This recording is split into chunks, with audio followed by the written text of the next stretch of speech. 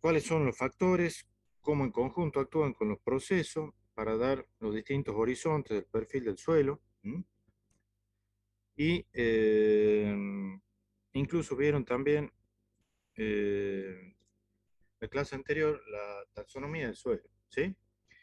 Si bien la taxonomía es un poquito complicada, parece para la gente que no lo ha visto nunca, pero en cuanto uno adquiere un poquito de ejercicio, ya se vuelve algo más fácil, ¿sí? El tema es ejercitarse, traten de hacer el trabajito práctico, sacarse las dudas que tengan. ¿M? Ayer me consultaban para clasificar los suelos, esos que están en el trabajo práctico. Hace falta tener presente o conocer, mejor dicho, cuál es el régimen de humedad de la mayoría de sus suelos. ¿M? Creo que no figuran ahí en el trabajo práctico, pero creo que la ingeniera les comentó que muchos de estos suelos tienen, o de los suelos de Salta, tienen un régimen ústico, ¿sí? Para tratar de clasificar los suelos esos que están ahí en el trabajo práctico. Preguntan aquí por el chat a qué hora el coloquio. Yo creo que va a ser más cerca de las 10 de la mañana, ¿sí?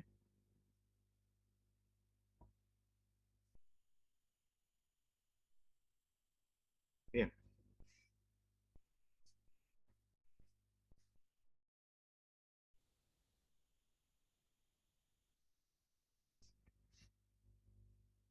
Bueno, vamos a continuar entonces.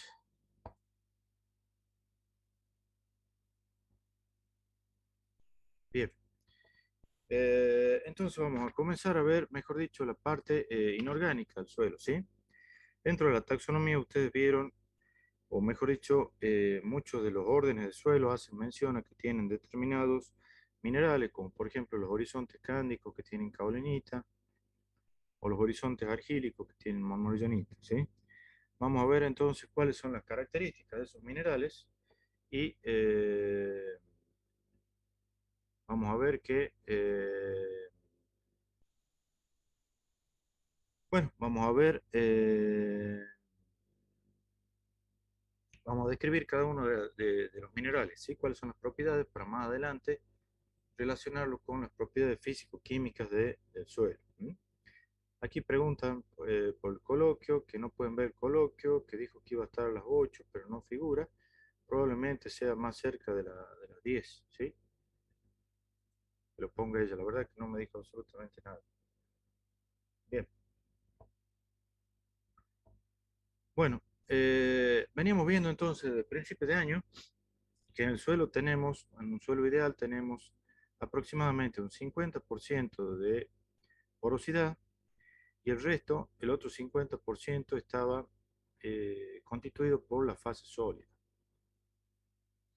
Vamos a ver que esto puede variar, ¿sí? En las próximas clases, cuando vean las propiedades físicas, van a ver que puede en algunos suelos achicarse la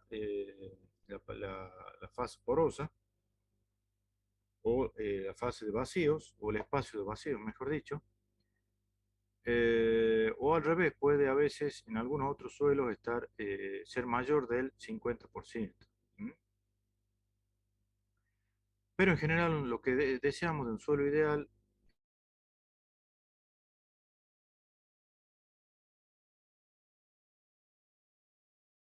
es de una fase porosa. ¿M?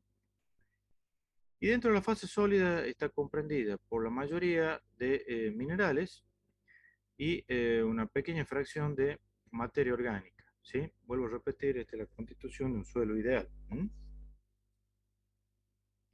Ahora nos vamos a dedicar a ver entonces cuál es la constitución esta mineral del suelo. ¿Sí? Dentro de la fase sólida, cuáles son los principales minerales del suelo. ¿M?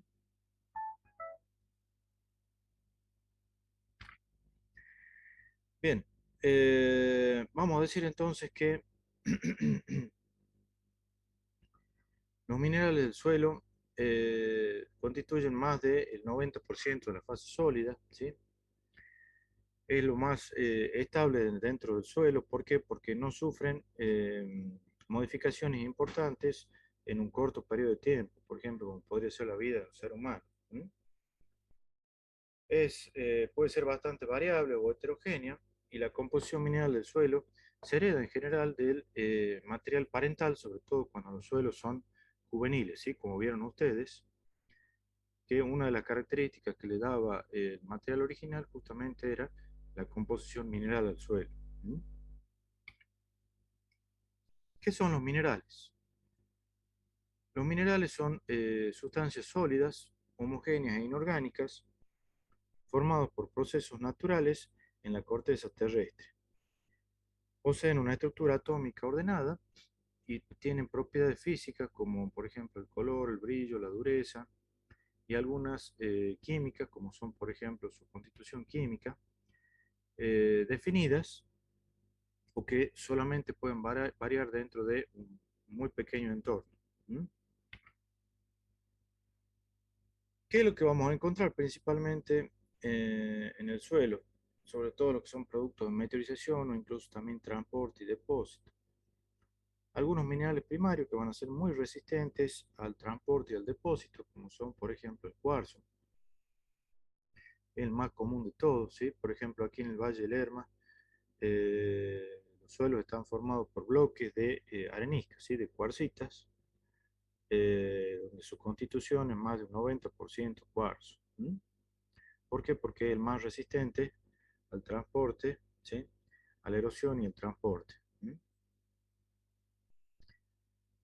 También son comunes las arcillas, porque son el resultado, digamos, de una meteorización intensa, ¿sí? Después de un largo tiempo de actuación de los procesos de meteorización, probablemente se formen partículas del tamaño arcilla o vamos a ver propiamente minerales del grupo de las arcillas. ¿Sí? Y bueno, también son comunes a veces los óxidos de hierro y aluminio. ¿Sí? En algunas rocas que tienen un alto contenido de hierro y aluminio, como resultado de la meteorización, quedan entonces como resultado los óxidos de hierro y aluminio. Bueno, esto ya lo hemos visto, el ciclo de las rocas, lo vimos cuando vimos los procesos de meteorización, eh, clase de factores formadores. También hemos visto a qué se refería la serie de Bowen, ahora la vamos a retomar. En el trabajo práctico ustedes tienen algunas preguntas referidas a la serie de Bowen, ¿sí?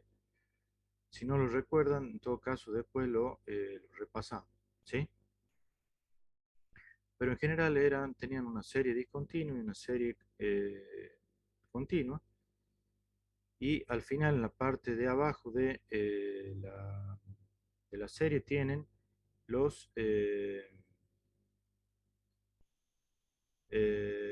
los minerales más resistentes a la meteorización. ¿Mm? Bien, como ser, por ejemplo, el cuarzo o los feldespatos potásicos. ¿Mm? Y en este caso, esta serie, este grafiquito de la serie se lo relaciona con rocas, por ejemplo, rocas básicas o basálticas y rocas más bien ácidas o graníticas. ¿Sí?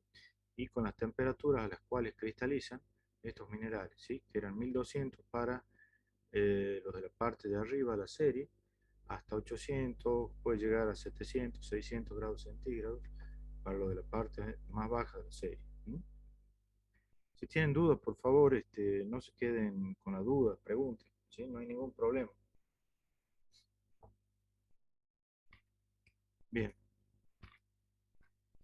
ahora vamos a comenzar a ver entonces, en función de esta serie, que la habían visto resumida al principio como la serie de Jackson y Sherman, cuando vimos los factores formadores.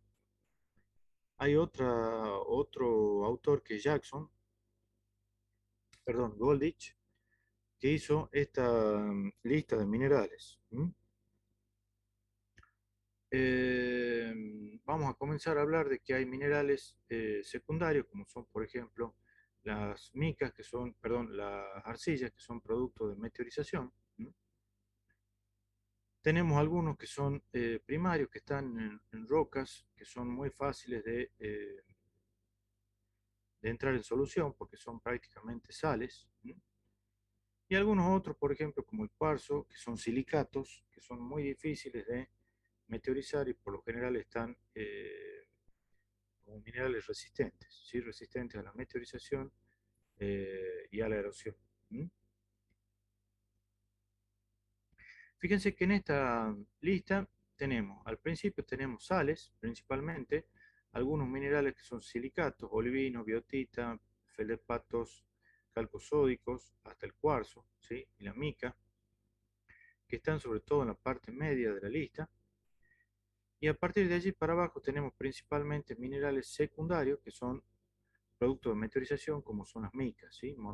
Las arcillas, monmorillonita, caolinita, óxido de hierro y aluminio y los óxidos de titanio, el rutilo, por ejemplo, ¿sí? ¿Qué es lo que nos muestra la lista esta? Que los minerales más fáciles si se presentan en el suelo, minerales que son los más fáciles de disolver, quiere decir que vamos a estar generalmente en presencia de suelos juveniles. ¿Mm? ¿Por qué? Porque estos minerales, al ser sales muy fáciles de disolver, si están presentes, quiere decir que van a ser un suelo juvenil que ha tenido poco tiempo de desarrollo, por lo tanto no han sido eliminados del suelo, ¿sí? Recuerden que en el proceso de calcificación, con más de 500 milímetros anuales de precipitación, ya la calcita desaparecía del perfil del suelo, ¿sí? Era exportada. ¿Mm? Después tenemos estos otros silicatos, que son minerales primarios, que también si están presentes olivinos, si están presentes los feldespatos calcosódicos, también vamos a tener suelos juveniles. ¿Por qué? Porque también son fáciles de meteorizar, ¿sí? Ustedes saben que por hidrólisis o por algún otro proceso de meteorización se transforman también en arcilla. Entonces, si están presentes es porque los suelos van a ser juveniles. ¿Mm? Y si tenemos presente arcilla, ahí ya vamos a tener suelos maduros o suelos seniles. ¿Mm? ¿Cuáles de los órdenes del suelo vieron ustedes que eran juveniles dentro de la taxonomía de suelos? ¿Cómo será un suelo del orden antisol? ¿Qué piensan ustedes?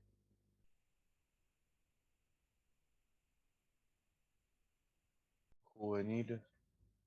Claro, un suelo juvenil es el suelo Cafayate, por ejemplo, que tiene una alta cantidad de granos de cuarzo, ¿sí?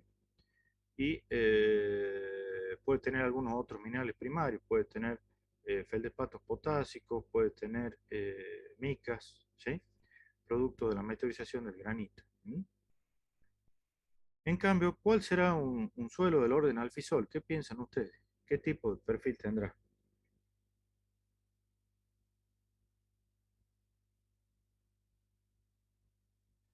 Tienen un horizonte BT, por ejemplo, profe. Bien, exactamente. Los alfisoles tienen un horizonte diagnóstico que es el horizonte BT. Entonces, para que tengan este horizonte BT de ganancia de arcilla, que lo vamos a llamar argílico si cumple ciertas condiciones de espesor, de presencia de estructuras, como son las estructuras prismáticas, la ganancia de arcilla, presencia de barnices. ¿Mm? Entonces lo vamos a llamar un horizonte argílico. Entonces, seguramente vamos a encontrar arcilla monmorillonita en estos alfisoles, que son suelos ya maduros, ¿sí? Mientras que si tenemos presencia de óxido de suelo, como puede ser gipsita, bohemita, hematita, ¿sí? Que son gipsita, perdón, es un óxido de aluminio, hematita y goetita son óxidos de hierro, ya vamos a tener suelos seniles, ¿sí? Donde vamos a tener una larga secuencia de horizontes con minerales oxidados, donde ya todos los otros prácticamente han sido meteorizados y exportados del perfil. Por ejemplo, si había algún feldespato o cualquier otro mineral que hubiese habido en esa roca. ¿Mm? Bien. Eh, y bueno, también podemos tener un caso particular si tenemos, por ejemplo, monmorillonita por ejemplo, en los insectisoles, ¿m? Que son suelos incipientes, como la palabra lo indica, eh, y que tienen como horizonte diagnóstico los horizontes B cámbicos o los horizontes BW, producto de arcilla por meteorización en el lugar, o por ejemplo un depósito sedimentario de arcilla. ¿Mm? Bien. Entonces, en función de los minerales que encontremos en el perfil del suelo, nosotros nos vamos a poder ubicar dentro de un suelo juvenil, maduro o senil, y también pueden relacionarlo con distintos órdenes del suelo. ¿Mm? Por ejemplo, ustedes vieron que los oxisoles, ¿sí? El orden de los oxisoles, ¿por qué? Porque tienen una alta concentración de óxido de hierro, ¿sí? Entonces pueden perfectamente ubicar un suelo en función de la presencia de estos minerales. ¿Mm? Entonces, volviendo otra vez a hablar de minerales primarios y secundarios, vamos a decir que los minerales primarios los clasificamos así a los que están presentes en el suelo, en función de que vienen de la roca que le dio origen, probablemente no sufren mucha alteración o meteorización y por lo general forman parte de la fracción gruesa del suelo, ¿sí? En cuanto veamos textura en las próximas clases, van a ver que forman parte de la fracción principalmente arena y limo del suelo. ¿Mm? Y bueno, seguramente en los suelos de los valles nuestros tienen también mucha cantidad de bloques, por lo tanto, dentro de esos bloques seguramente la constitución es de minerales primarios, ¿sí?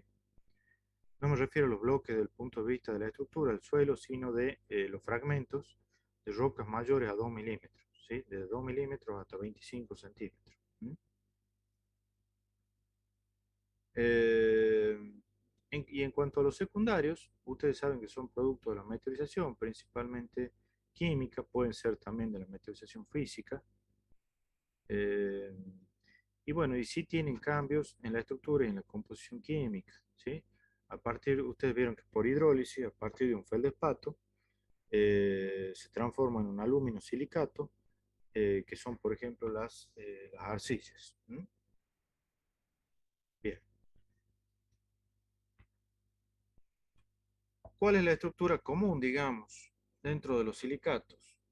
Hemos dicho que las arcillas son muy comunes y estas están constituidas principalmente por tetraedros que tienen oxígenos en los vértices y silicio en el centro, y octaedros que tienen también oxígenos u oxidrilos en los vértices y átomos de aluminio en el centro.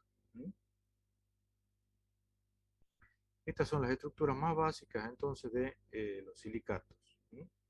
Vamos a ver que en función del número de tetraedros o, o cómo se agrupan estos tetraedros y también junto con los octaedros lo vamos a clasificar en distintos tipos dentro de, dentro de los silicatos. Entonces, en función de la estructura, vamos a clasificar en distintos tipos cada uno de los silicatos. ¿Mm? Fíjense que todos los suelos son, lo que más tienen son silicatos, ¿sí? Por ejemplo, este suelo tiene bloques que son de areniscas, ¿sí? Tiene arena, tiene limo, que son principalmente cuarzo, que es dióxido de silicio, y tiene arcillas, que son también silicatos, ¿sí?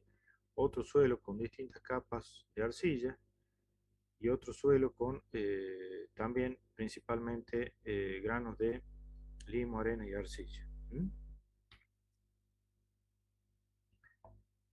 Esta es una diapositiva que les muestra cómo se ubican, por ejemplo, los tetraedros, uno aquí en la parte de abajo, ¿sí? Donde están los átomos de oxígeno en los vértices y el silicio en el medio, y los octaedros de aluminio, ¿sí? Que tienen aluminio en el centro y oxígeno o oxidrilos en los vértices, ¿sí? Estos se van a unir para formar la estructura de, por ejemplo, uno de los minerales más comunes, sobre todo en zonas con alta cantidad de humedad, como es, por ejemplo, la caolinita. Fíjense, estos son horizontes cándicos, no son de nuestra zona, porque estos se forman donde tenemos meteorizaciones intensas, zonas que tienen alrededor de 1500 milímetros, por ejemplo, de precipitación. ¿Mm? Ustedes han visto que la formación de los horizontes cándicos se daba justamente por ejemplo, a partir de Misiones hacia el norte, ¿sí? Misiones, todo lo que es Brasil,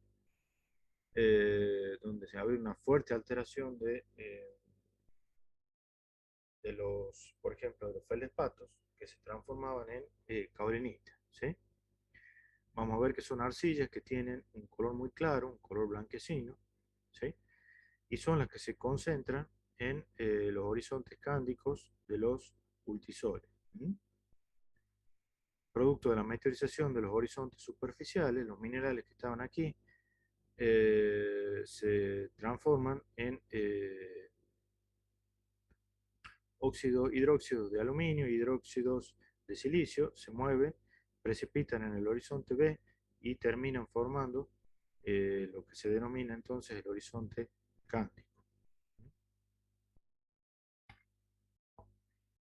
Dijimos entonces, dentro de los minerales primarios tenemos los silicatados, con el cuarzo que es más abundante en toda la corteza, pero también hay otros minerales que no son silicatados, como los carbonatos. El más común es el carbonato de calcio, y también otros que no son comunes, que son más difíciles de encontrar, que son, por ejemplo, la apatita, que es un fosfato de calcio. ¿Mm?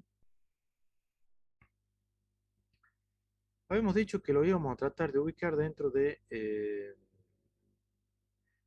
a los minerales dentro de la clase silicatos en subclases que son los nesosilicatos, que están constituidos por un solo tetraedro aislado que no se une con otros tetraedros, ¿sí? Son los más sencillos.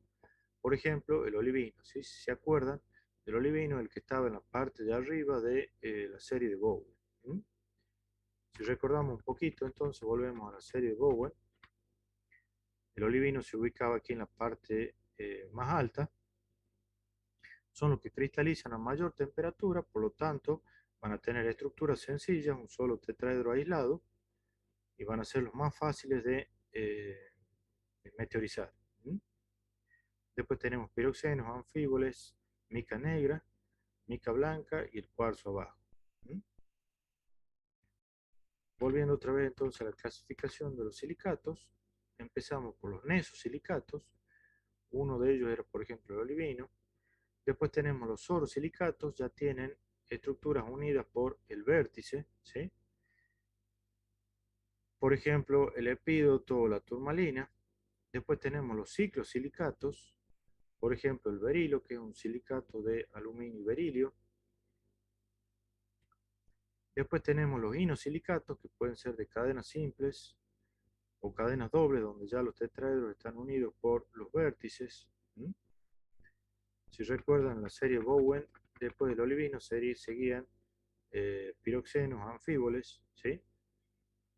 Fíjense, estos son de cadena simple, los piroxenos, cadena doble, los anfíboles. Bien.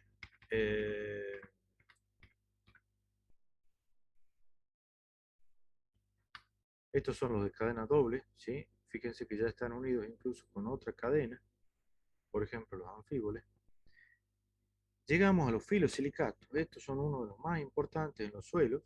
¿Por qué? Porque los filosilicatos, como mencionamos, son las arcillas, por ejemplo, y son producto de meteorización intensa en los suelos. ¿Mm? Y también, por ejemplo, minerales primarios como las micas, que también tienen una estructura en láminas. ¿De dónde viene filo? De las láminas. ¿Mm?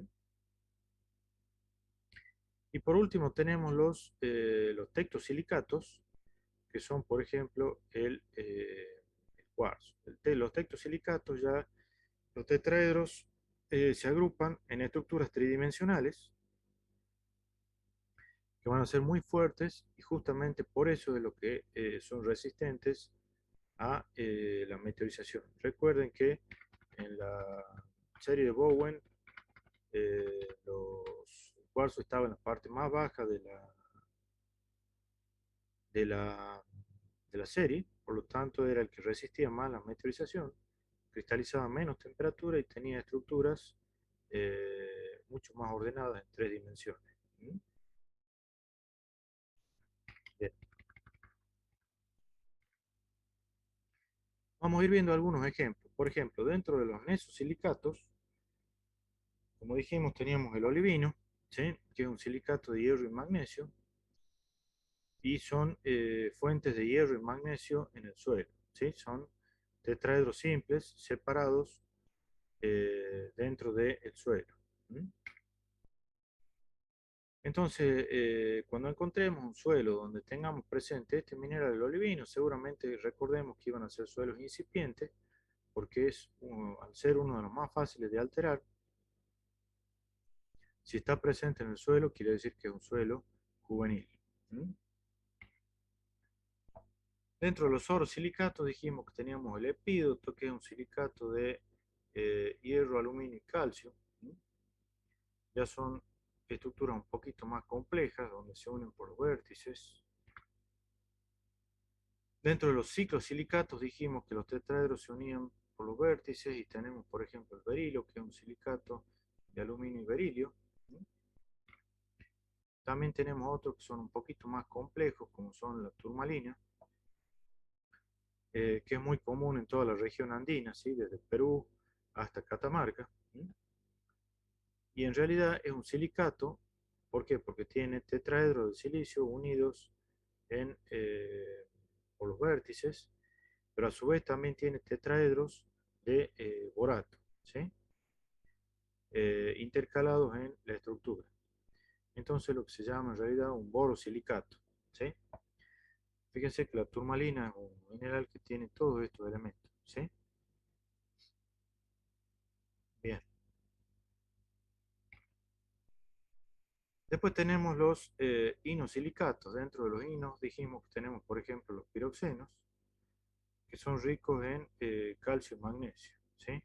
Los piroxenos son de cadena simple y los anfíboles son de cadena doble. ¿Sí? Dentro de los piroxenos tenemos, por ejemplo, augita, ¿sí? Si encontramos augita también vamos a estar en un suelo muy juvenil, porque también son minerales de fácil meteorización. ¿Sí? Y dentro de los anfíboles tenemos, por ejemplo, la horblenda. ¿Sí? También son fuentes de calcio, hierro y magnesio, tanto los piroxenos como los anfíboles. ¿Sí? Recuerden que están dentro de las rocas básicas, como por ejemplo los basaltos, ¿sí? Y al estar en la parte de arriba de la serie Bowen, lo que tenían principalmente era calcio o magnesio y hierro, ¿sí? El olivino era rico en magnesio y hierro, y las plagioclasas son ricas en calcio. ¿Sí? Si bien lo relacionamos otra vez con la serie Bowen, ¿sí? Entonces el olivino es rico en hierro y magnesio y la plagioclasa es rica en calcio. ¿Sí? En el caso de las rocas basálticas. Bien.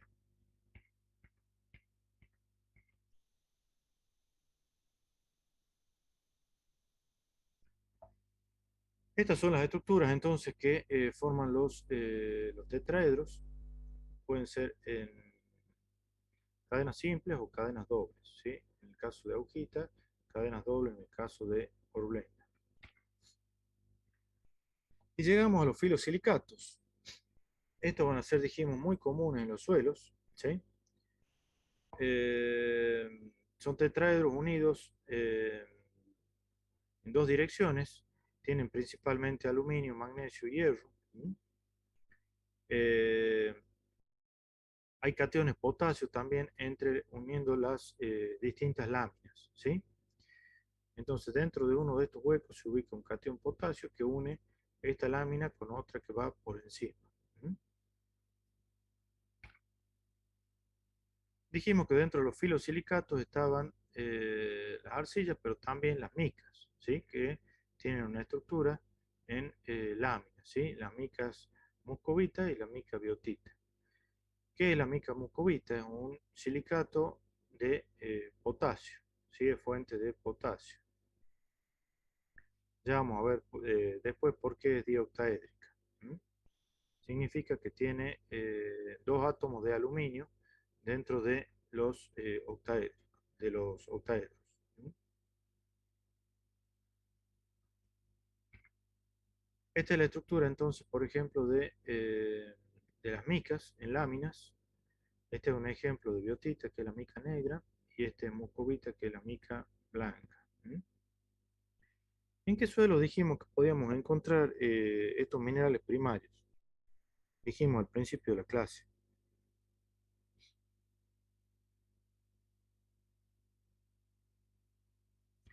Uno formado, por ejemplo, a partir de granito en el Valle Calchaquí. ¿Qué suelo podía ser? ¿En Tisol era, profe? Claro, del orden antisol y el suelo cafayate se llama. ¿Mm?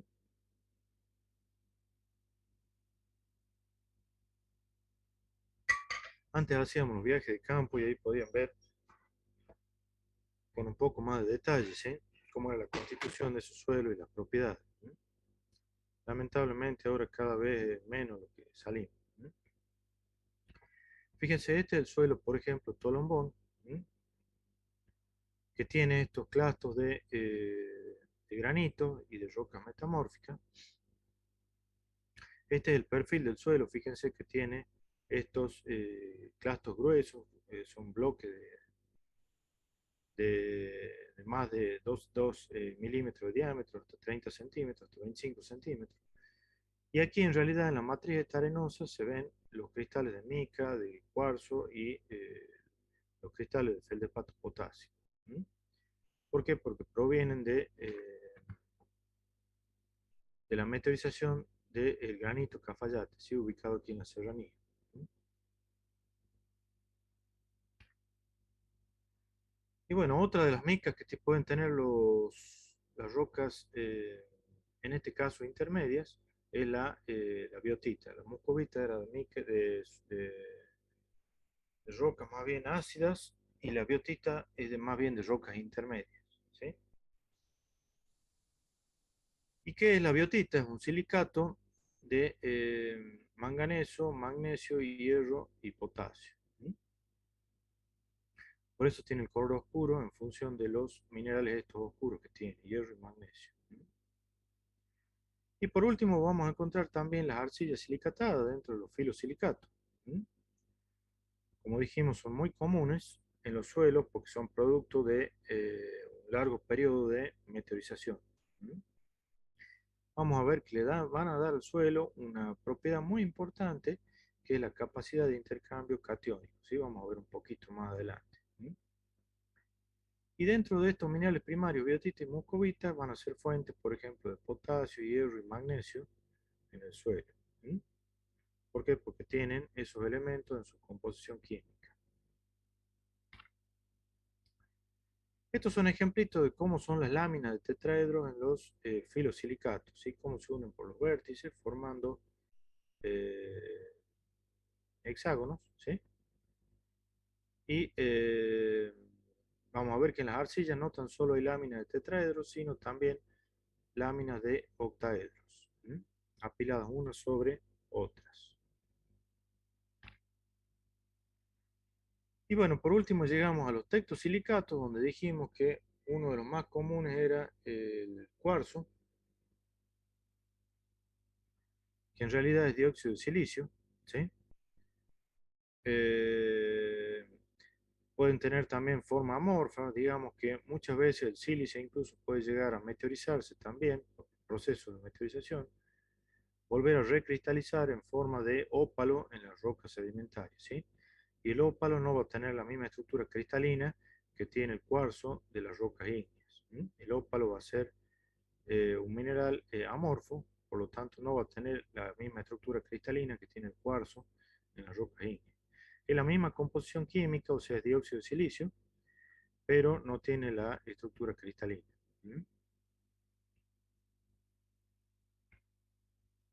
Bien. Estos son ejemplitos de suelos, por ejemplo, ahí en Cafayate, ¿sí? Fíjense que hacia el este ustedes tienen la sierra de las cumbres calchaquíes, con rocas terciarias, ¿sí? Del subgrupo Pirgua, perdón, rocas cretácicas del subgrupo Pirgua, y que van a ser principalmente areniscas y conglomerados, ¿sí? Entonces le van a dar al suelo esta textura gruesa, arenosa, donde la mayoría de los clastos son cuarzo, ¿sí? tienen este color rojizo porque tienen mucho cemento ferruginoso, cemento de óxido de hierro, mientras que hacia el oeste tenemos el granito cafayate y rocas metamórficas, de modo tal que el suelo cafayate va a tener este color grisáceo, ¿sí? Procedente de la roca madre que es el granito, ¿sí? Que está constituido también por la mayoría de clastos de cuarzo, ¿sí? Del tamaño arena, o pueden ser fracciones un poquito más gruesas, ¿sí? De bloque y grava.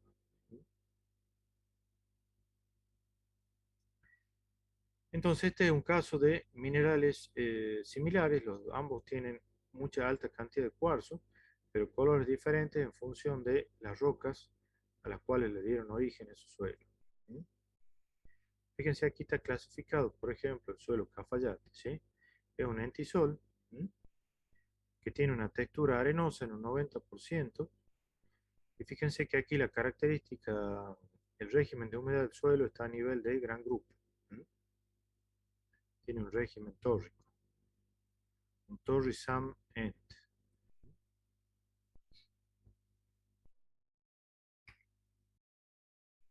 Y bueno, el cuarzo que no le va a dar ningún nutriente a los suelos. ¿Por qué? Porque son dióxido de silicio. Algunos feldespatos, ¿sí? Que son aluminosilicatos, ¿sí?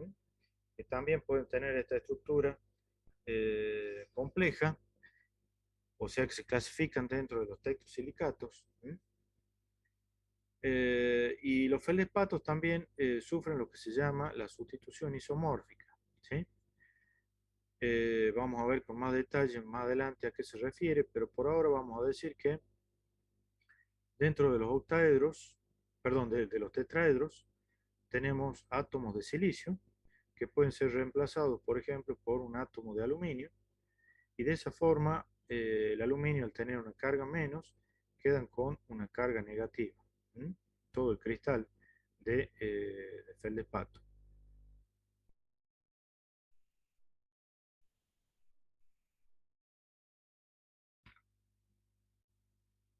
Bueno, volvemos a ver otra vez los feldespatos potásicos, que son, por ejemplo, ortoclasa, que son silicatos de potasio, ¿sí? Y los calcos sódicos, que van desde anortita hasta albita, ¿sí? Anortita rica en calcio y albita rica en sodio, ¿sí?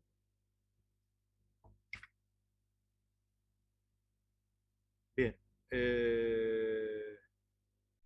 son más fáciles de meteorizar las plagioclasas cálcicas comparadas con las de sodio. Pero en realidad no hay mucha diferencia tampoco, ¿sí? Y van a ser fuentes de potasio, calcio y sodio. ¿Mm?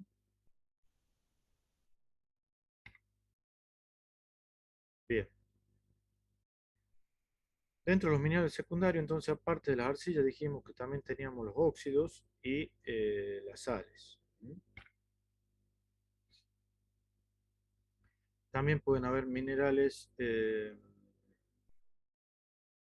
no silicatados dentro de los primarios, como dijimos que eran los carbonatos, los sulfatos y los fosfatos, ¿sí? Las rocas ya lo hemos visto cuando vimos los factores formadores dentro del material original. Las rocas sedimentarias habíamos dicho que eran producto de meteorización, transporte y depósito en una cuenca. Tenemos rocas clásticas, rocas químicas y biogenéticas, de las cuales las más comunes son las clásticas, ¿sí?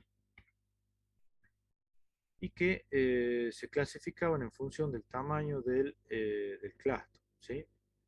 O del fragmento ese que contienen las rocas. Cuando tenemos fragmentos entre 2 milímetros y 25 centímetros, lo vamos a llamar conglomerado. Fragmentos menores a 2 milímetros hasta 0,05 milímetros, lo vamos a llamar arenisca, la roca. Y menores a 0,02 milímetros, lo vamos a llamar, perdón, menores a 0,05 milímetros hasta 0,002 milímetros, lo vamos a llamar limolita, y menores a 0,02 milímetros, lo vamos a llamar arcilita. cómo se va a llamar el sedimento, grava, arena, limo o arcilla, y el nombre del clasto o de la partícula lo vamos a llamar bloque, grano o partícula en el caso de arcilla. Grano en el caso de la arena, gránulo en el caso del limo y partícula en el caso de la arcilla. ¿Mm? Bueno, las rocas sedimentarias son comunes en todos estos valles intermontanos, ¿sí? Son los materiales originales de los suelos. ¿Mm? Fíjense, aquí tenemos desde bloque hasta arcilla, por ejemplo, está el río Vaqueros, ¿Mm? Antes de la unión con el río La Caldera. Y este era el suelo Mojotoro, que es el suelo de la universidad, ¿sí? El suelo sobre el cual está la universidad. Fíjense, un suelo muy incipiente que tiene principalmente bloques de arenisca, ¿sí? O sea, bloques constituidos todos por cuarzo.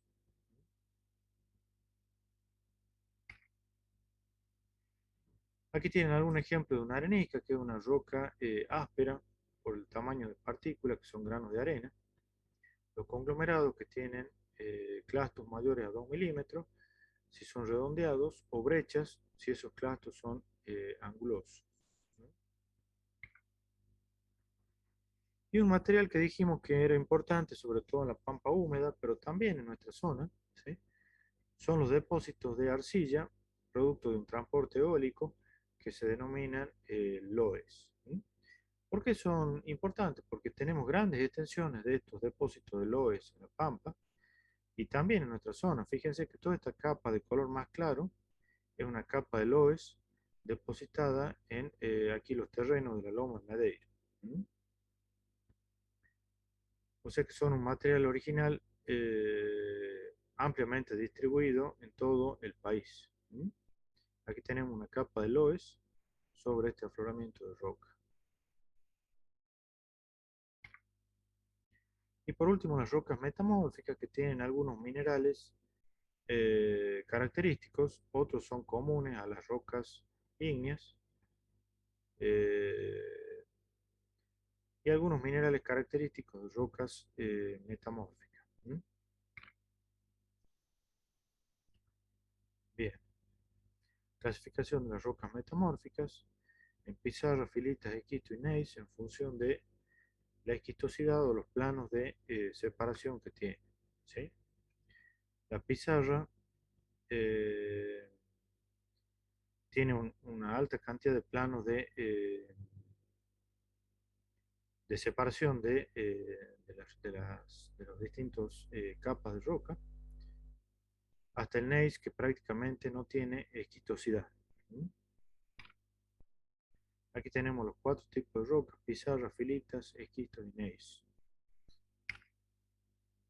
Y otras rocas metamórficas que van a tener, por ejemplo, el mármol va a ser una roca que contiene carbonato de calcio sometido a grandes presiones y temperaturas. Por lo tanto, la calcita recristaliza y forma la roca esta que se denomina mármol. Una cuarcita que por presión y temperatura recristaliza y forma una roca metamórfica llamada metacuarcita. ¿Mm? Y estos son bueno, las rocas sedimentarias, el mineral que tienen y bueno, ¿cuáles son las rocas metamórficas que da origen a la cuarcita, al mármol, al gneiss, ¿sí? Y a la pizarra, en el caso de las arcillas? Este cuadrito lo tienen ustedes también en el trabajo práctico y fíjense que en función de los minerales que ustedes pueden tener, van a tener elementos nutrientes, como son, por ejemplo, potasio, calcio, magnesio, boro, hierro, manganeso, ¿sí? Son todos macro y micronutrientes en el suelo. ¿Sí? Estas son las fuentes, entonces, estos son los minerales que son fuentes de estos elementos. Bien, y aquí están, hay una pequeña reseña eh, en general en la provincia, por ejemplo, podríamos decir que en el Valle Lerma tenemos rocas sedimentarias, en el Valle Calchaquí hay más rocas metamórficas o granito. ¿Sí? Y en los valles de Cianca y Senta, hacia el este de, de la provincia de Salta, que vamos a tener principalmente rocas sedimentarias. ¿Mm? Es un resumen bastante grueso, pero más o menos puede orientar. ¿Mm? Vamos a comenzar a ver entonces cuáles son las propiedades de las arcillas. ¿Sí? Vamos a decir que las arcillas le van a dar propiedades al suelo importantes desde el punto de vista físico, físico-químico e incluso también de la biología del suelo, ¿sí? Porque entre las capas de arcillas se van a ubicar, por ejemplo, van a crecer bacterias o microorganismos. ¿Sí? Vamos a decir que tienen una composición química con una fórmula general, que son en realidad aluminosilicatos hidratados, ¿sí? La mayoría. ¿Sí? Podrán haber algunos que tengan más o menos cantidad de agua, ¿sí? Pero en general son aluminosilicatos hidratados.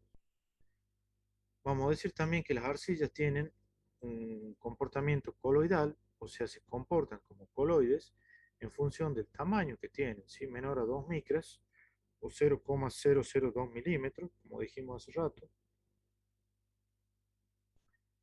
Eh, y vamos a ver a partir de ahora que tienen una estructura constituida por planos, láminas y capas. Planos que pueden ser de elementos, por ejemplo, silicio, aluminio, oxígeno, oxidrilos, láminas de tetraedros u octaedros y capas constituidas por láminas de tetraedros y octaedros juntas. Vamos a decir que en esta estructura el aluminio puede a veces intercambiar el lugar del silicio, como mencionábamos anteriormente, y que da como resultado esto, que el mineral va a tener en realidad cargas eléctricas. Recuerden que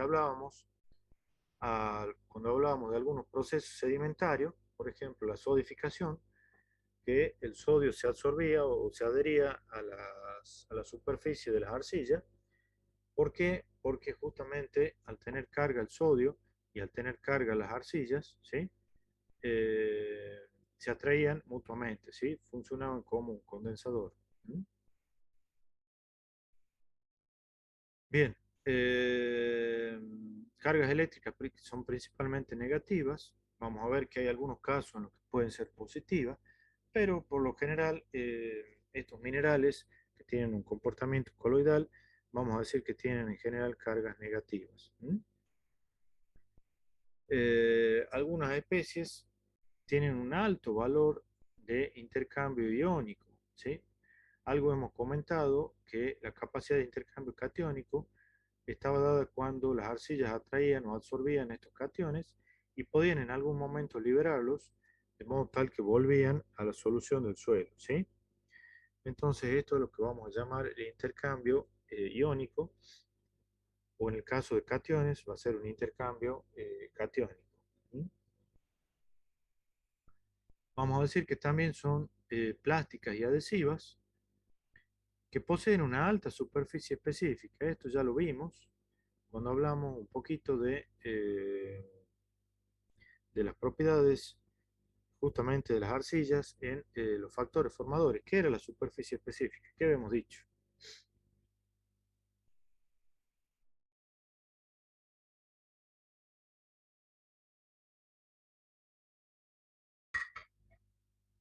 Ya no se acuerdan nada ya de la clase de factores.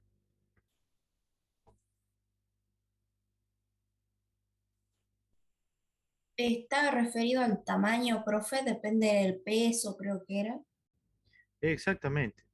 Es la superficie que tienen, en este caso los minerales, en este caso la arcilla, con relación al peso de la sustancia. ¿Sí? Dijimos que, por ejemplo, si nosotros tomábamos un clasto de grava de 1 centímetro cúbico, tenía nada más que la superficie exterior. ¿Por qué? Porque todo el centro es macizo, ¿sí? No tiene porosidad. Si nosotros agarramos 1 centímetro cúbico de arcilla, dijimos que tenía la superficie de una cancha de fútbol, ¿sí? ¿Por qué? Porque cada uno de los cristales que constituyen esa masa de arcilla va a tener una superficie multiplicada por el número de cristales o de capas de arcilla que tengamos ahí en ese volumen, ¿sí? En realidad la superficie específica es la superficie de cada uno de esos cristales con relación al peso de esa sustancia, ¿sí? En vez de un centímetro cúbico podemos hablar, por ejemplo, de, qué sé yo, no sé, 10 gramos de arcilla. ¿Mm?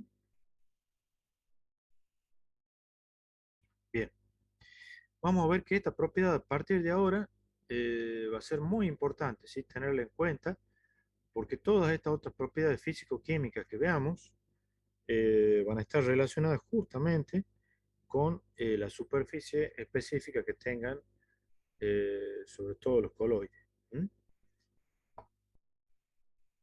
También tienen una alta cantidad de microporos y en general son, como dijimos, minerales hidratados, ¿sí? Que pueden intercalar moléculas de agua. ¿Mm? Bien. eh, Esta tablita tiene resumida distintas propiedades de distintos tipos de arcilla que vamos a ir viendo ahora a continuación, ¿sí? En realidad es como un resumen de todo lo que vamos a ver de aquí en adelante, ¿sí? Lo mismo que esta otra que está tomada de otro libro, ¿sí? Que tiene las propiedades en función de los tipos de arcilla que tengamos. ¿Sí? Bueno, dijimos entonces que las arcillas están constituidas por estructuras con capas de elementos, láminas de tetraedros u octaedros y, perdón, planos de elementos, láminas de tetraedros u octaedros y capas de producto de la unión de, de esas láminas de tetraedros u octaedros. ¿Mm? Vamos a ver distintos minerales de arcilla, ¿sí? Y vamos a ver cuáles son las propiedades que tienen cada uno, que justamente van a ser muy diferentes, por ejemplo, para caolinita, hilita o monzonita. Sí, vamos a decir que en general tienen o son aluminosilicatos hidratados, ¿sí? Ya comentamos que las estructuras son tetraedros que tienen un silicio al medio y octaedros que tienen aluminio al medio. ¿Sí? Entonces, esta sería un esquemita de la estructura de un tipo de arcilla. Fíjense, tenemos los planos que están constituidos, por ejemplo, por átomos de oxígeno, átomos de silicio, átomos de oxidrilos, ¿sí? O pueden ser también átomos de aluminio en el caso de los octaedros. ¿Mm? Si ustedes lo miran con un poquito de detalle, van a ver que aquí tenemos los tetraedros invertidos con el vértice hacia abajo, y aquí tenemos los octaedros, ¿sí? Que están en realidad acostados, no están verticales, sino acostados. ¿Mm? Entonces, cada uno de estos planos se juntan para dar láminas, por ejemplo, de tetraedros o de octaedros, ¿Mm? Y a su vez, por ejemplo, la unión de estas tres láminas dan como consecuencia una capa, o como resultado, ¿sí? Una capa, y esta capa puede estar separada de otra capa, formando lo que se llama un cristal de arcilla. Esto sería un esquemita entonces de cómo pueden ser las estructuras de las arcillas. Y vemos que entre dos capas de arcillas queda un espacio vacío, que vamos a ver que es muy importante. ¿Por qué? Porque es el que le va a dar propiedades muy importantes, como es una alta capacidad, por ejemplo, de absorber cationes a las arcillas, ¿sí? Este espacio que queda vacío entre dos capas. ¿Mm? Más o menos, ¿me entienden? Vamos avanzando. ¿Se comprende lo que vamos diciendo? Sí, profe. Sí, profe. Bien. Aquí está la descripción entonces de las características de cada una de esas láminas. Le explica cuáles son los elementos que tienen. Las láminas de tetraedro que tienen silicio, las láminas de octaedro que tienen principalmente aluminio o magnesio. ¿Sí? Puede ocurrir a veces que las láminas estas de octaedros estén compensadas en el centro por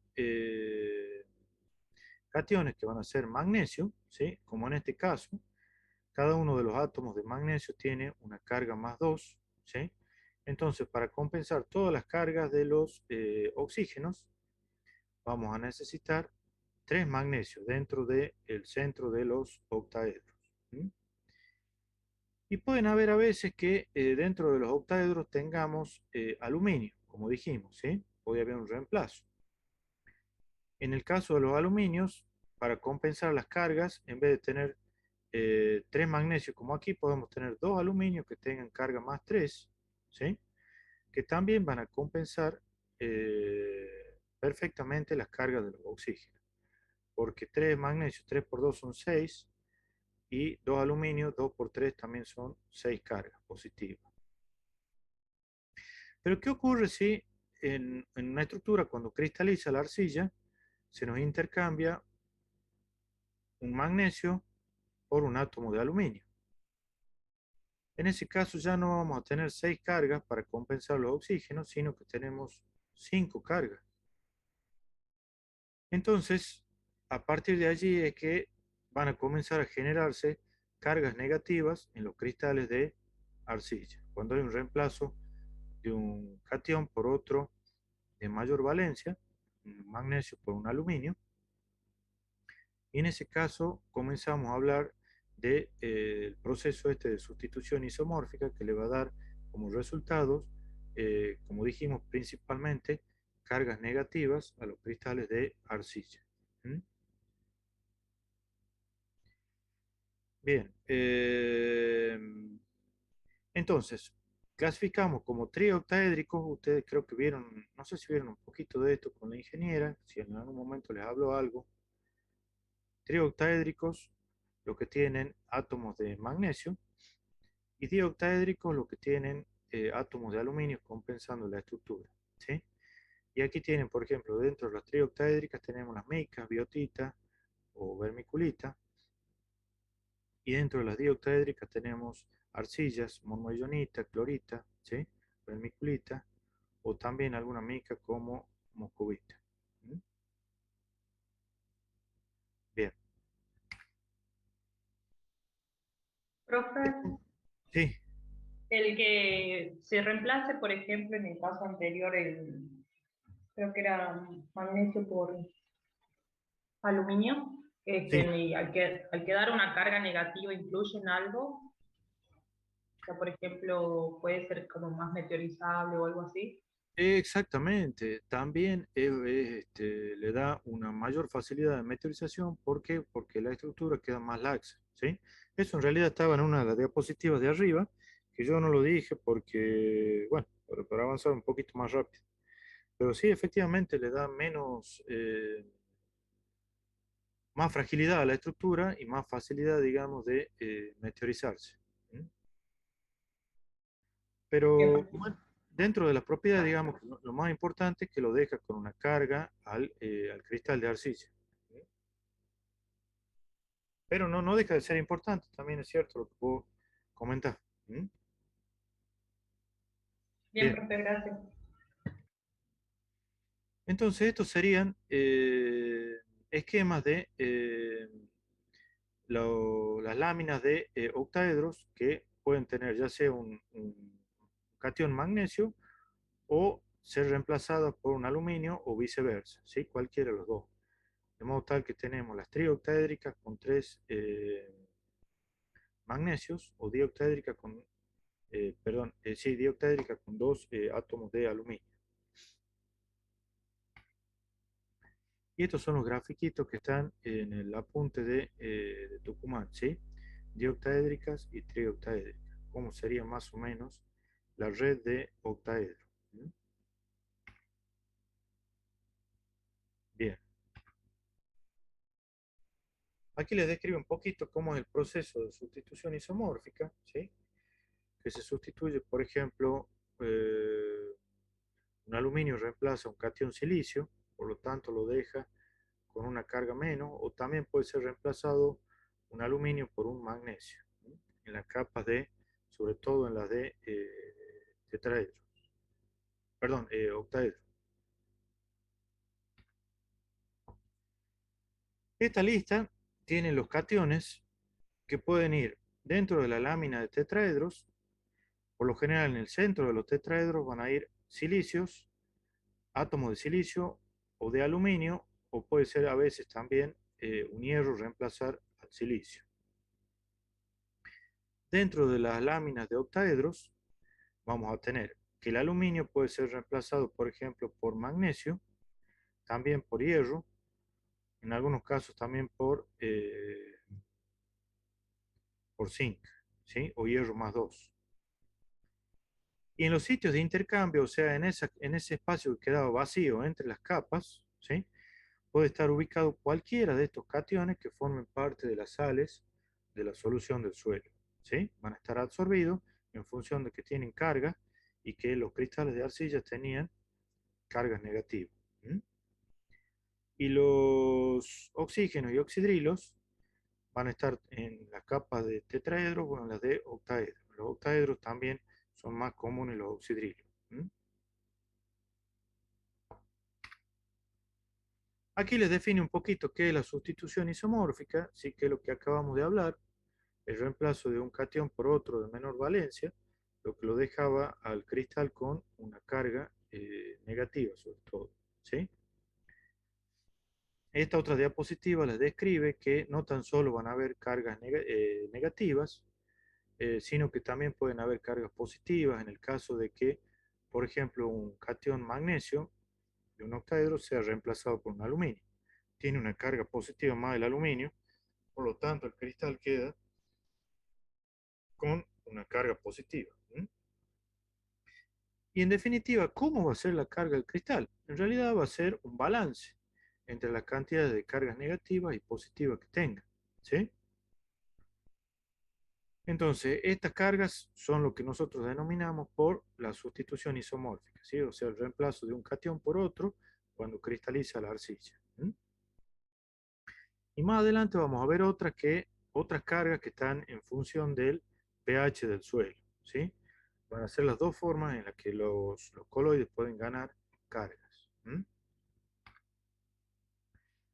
Aquí está la definición de qué es la capacidad de intercambio catiónico, ¿sí? Que lo define como la suma total de cationes intercambiables que el suelo, o en este caso los coloides en realidad, pueden absorber. ¿Mm? ¿Cómo se expresa o cuál es la unidad de la SIC, de la capacidad de intercambio catiónico? Se expresa como el número de moles de carga positiva absorbida por unidad de masa. ¿Qué quiere decir esto? ¿Cómo nosotros determinamos una unidad de capacidad de intercambio catiónico? Así como ustedes veían en química, que un elemento que estaba en una solución estaba, por ejemplo, en una concentración de 1 mol por litro, nosotros también vamos a hablar de estas unidades, ¿sí? De moles de carga por unidad de masa del suelo, para definir la unidad de la capacidad de intercambio catiónico. ¿Se entiende lo que estoy diciendo?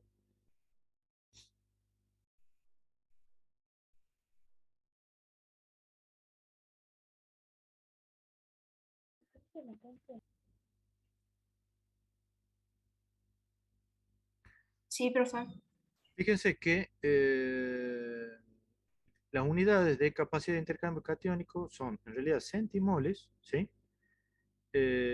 ¿Por qué? Porque no se utilizan los moles de carga, porque al ser números tan pequeños es preferible utilizar el centimol para transformarlo en números enteros, ¿sí? Para que no sean números con coma. ¿Mm? Entonces la unidad va a ser centimoles de carga por kilogramo de arcilla o de intercambiador o de suelo. ¿Mm? También se utilizaba otra unidad que eran los 1000 equivalentes cada 100 gramos de suelo, que era un equivalente químico, cuando ustedes veían en química. ¿Qué representaba? ¿Qué de un elemento?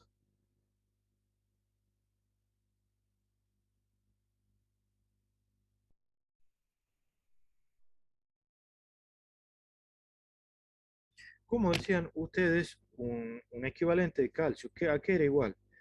¿Al peso atómico sobre la valencia o no?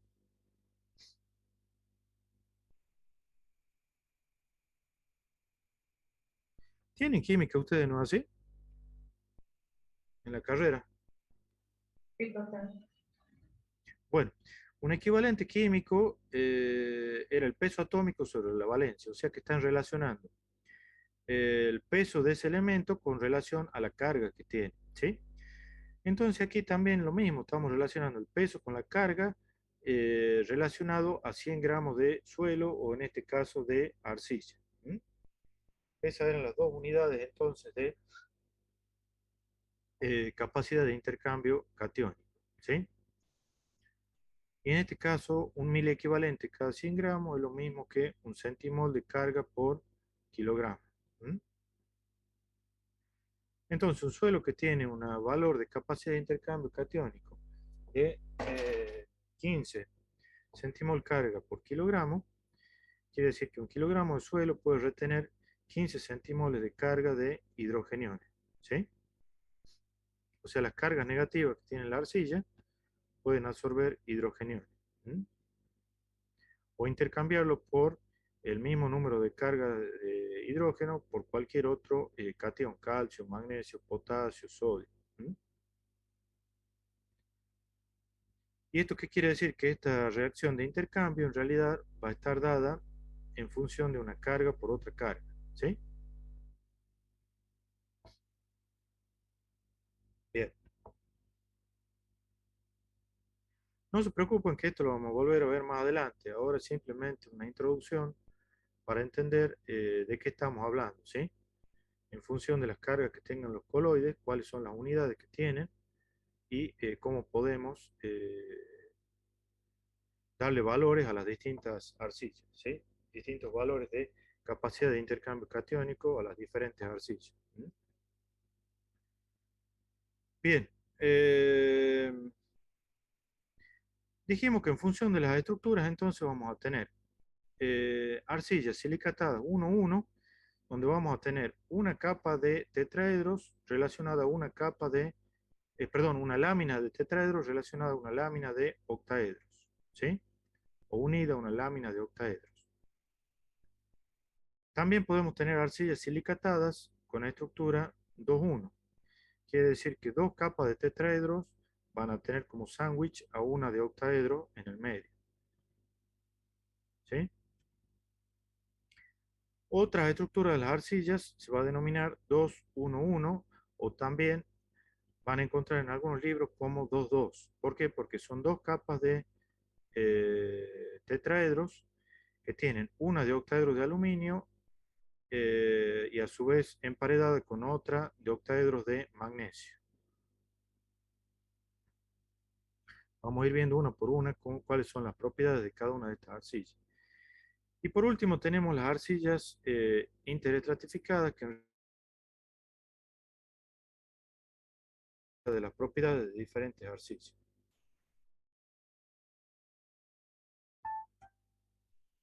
Bueno, vamos a empezar a ver cuáles son las características de cada una de ellas. Vamos a empezar entonces por las arcillas que tienen estructura 1,1, por ejemplo, caolinita, ¿sí? ¿Qué quería decir que tenga una estructura 1,1?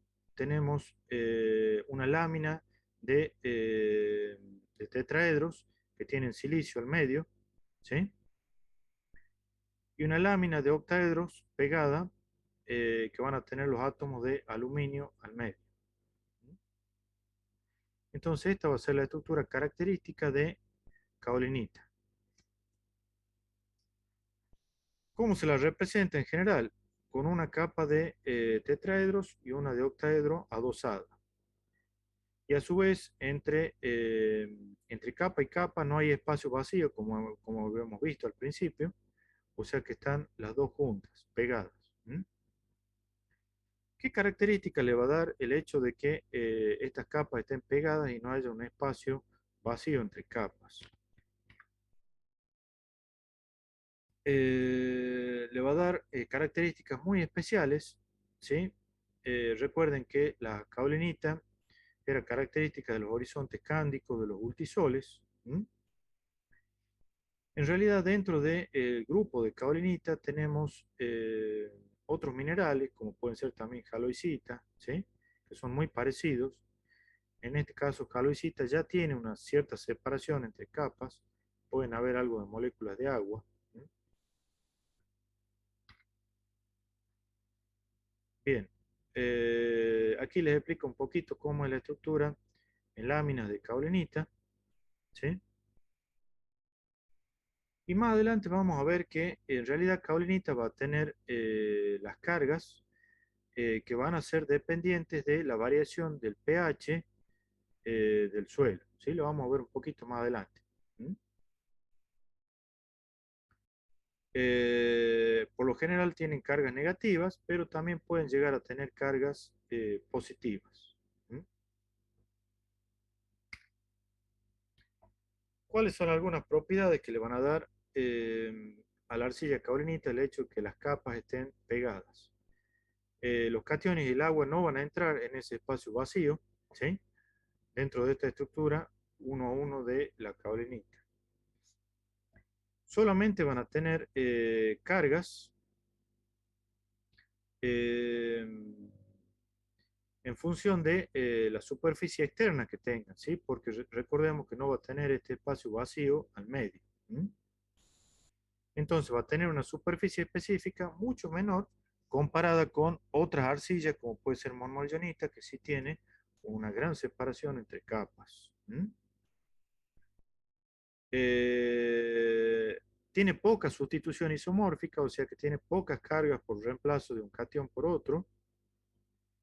Y la capacidad de absorber cationes va a ser en realidad la más baja de todas las arcillas. ¿Sí? Fíjense, aquí tenemos un cuadro de comparación de distintas arcillas y cuál es la cantidad de carga o la capacidad de intercambio catiónico que tienen todas las arcillas. ¿Sí? Como dijimos, el hecho de tener estas dos capas pegadas o adheridas hace que la caolinita tenga un valor muy bajo de intercambio catiónico. Fíjense, apenas llega a 15 centimol carga, ¿sí? Por kilogramo de arcilla, o apenas llega a 15 mil equivalentes cada 100 gramos de arcilla.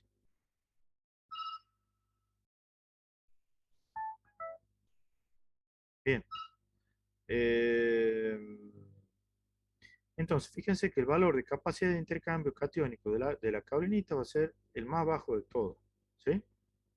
15 centimol carga. ¿Mm?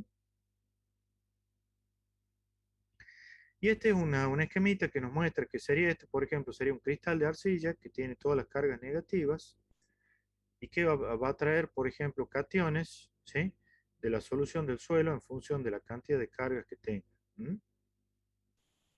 Y caolinita es característica, como dijimos, de los horizontes cándicos, sobre todo. ¿Mm?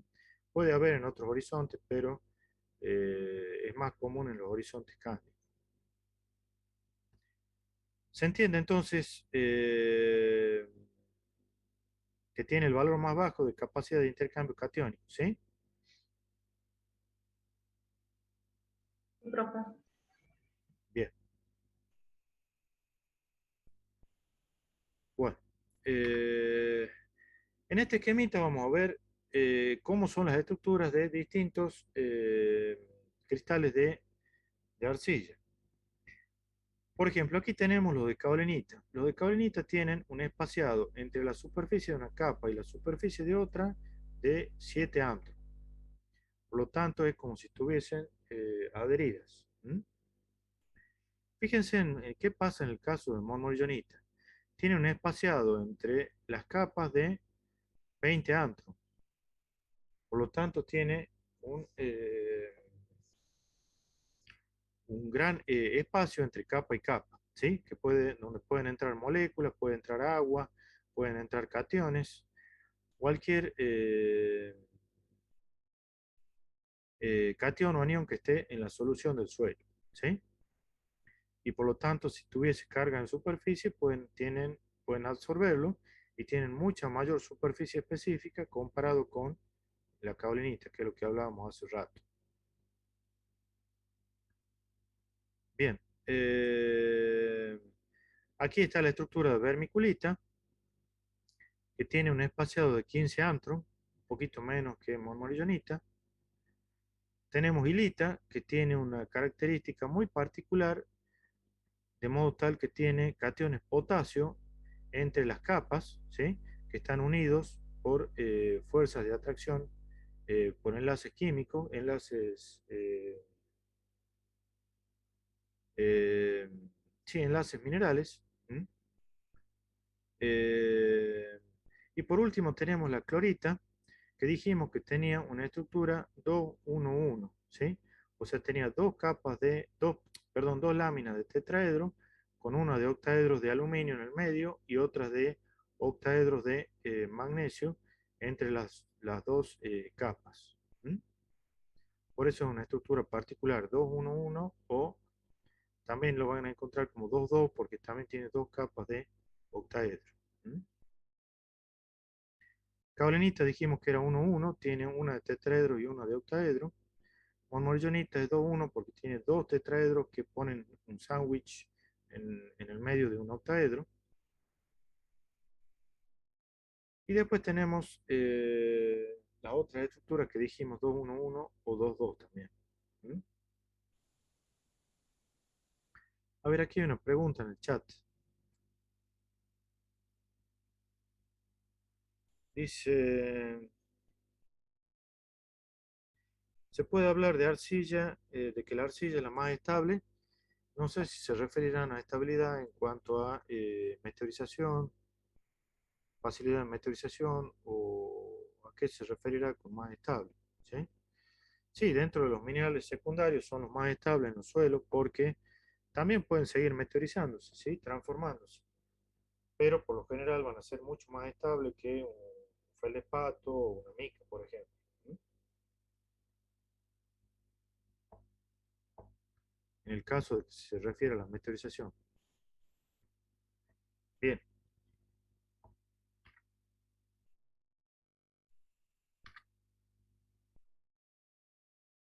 Bueno, aquí les habla de características generales de caolinita, que son es la arcilla con estructura 1-1, que tiene menos plasticidad, menos adhesividad, menos cohesión, menos contracción, menos expansión, ¿sí? Y también retiene menos cantidad de agua, comparado con las otras arcillas que tienen estructura 2-1. Y bueno, estos son fotografías del microscopio electrónico de los cristales de caolinita. Ahora vamos a ver cuáles son las propiedades de las 2-1, sobre todo, por ejemplo, monmorillonita y vermiculita. ¿Mm? ¿Cuál es la característica o la fórmula de monmorillonita? También son silicatos hidratados, ¿sí? Que tienen principalmente magnesio. ¿Mm? Monmorillonita tiene magnesio, ¿sí? Que a veces puede ser sustituido, o mejor dicho, sustituir al aluminio, ¿sí? En los octaedros. ¿Mm? También pueden el aluminio sustituir al silicio en las láminas de tetraedro, que es lo que hemos visto al principio, ¿sí? Un magnesio puede sustituir un aluminio, por lo tanto le dejaba una carga neta negativa. ¿Mm? Bien. Esta es la estructura de monmorillonita, ¿sí? Son dos capas de TOT, o sea, tetraedro, octaedro, tetraedro, con una amplia separación entre medio que dijimos que llegaba a ser hasta de 20 angstrom. ¿Mm? Y esto le va a dar propiedades importantes a la arcilla, como ser una altísima capacidad de intercambio catiónico, porque no tan solo tiene la superficie externa, sino también tiene todo este espacio interno entre capas, ¿m? Para absorber cationes, ¿sí? O cualquier otro elemento que esté en la solución del suelo. ¿M? Por ejemplo, monmorillonita era muy común en los horizontes argílicos, como dijimos al principio, ¿sí? Y tiene la propiedad de absorber cationes. En el caso de hilita, entra justo el catión potasio. En el caso de vermiculita, en realidad tiene un espaciado de modo tal que es más factible que entre agua que otros cationes. ¿Sí? Y en el caso de los minerales 2-1-1 como clorita, tenía aparte del octaedro de aluminio, también tiene una capa de octaedros que tiene en el centro magnesio. ¿Mm? Y bueno, fíjense que monmorillonita tiene 40 veces más capacidad de intercambio catiónico comparado con caolinita. ¿Mm? Tiene poros más pequeños, tiene alta capacidad de expandirse cuando se humedece, plasticidad, adhesividad, cohesión, ¿sí?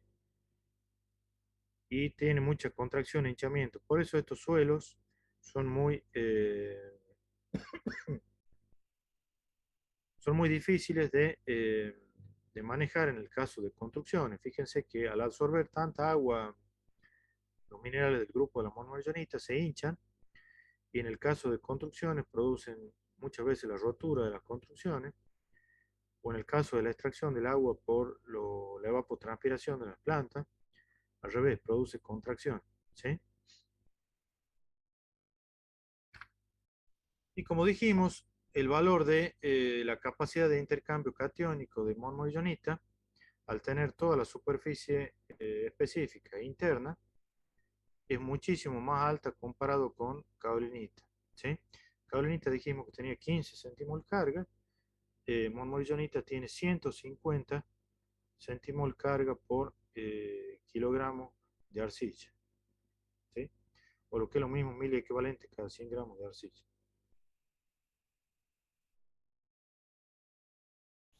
Aquí tienen comparadas la mayoría de las arcillas, ¿sí?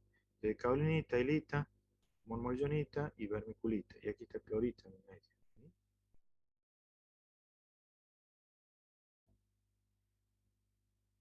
Bien, ¿quieren hacer un pequeño descanso o quieren que avancemos un poco más?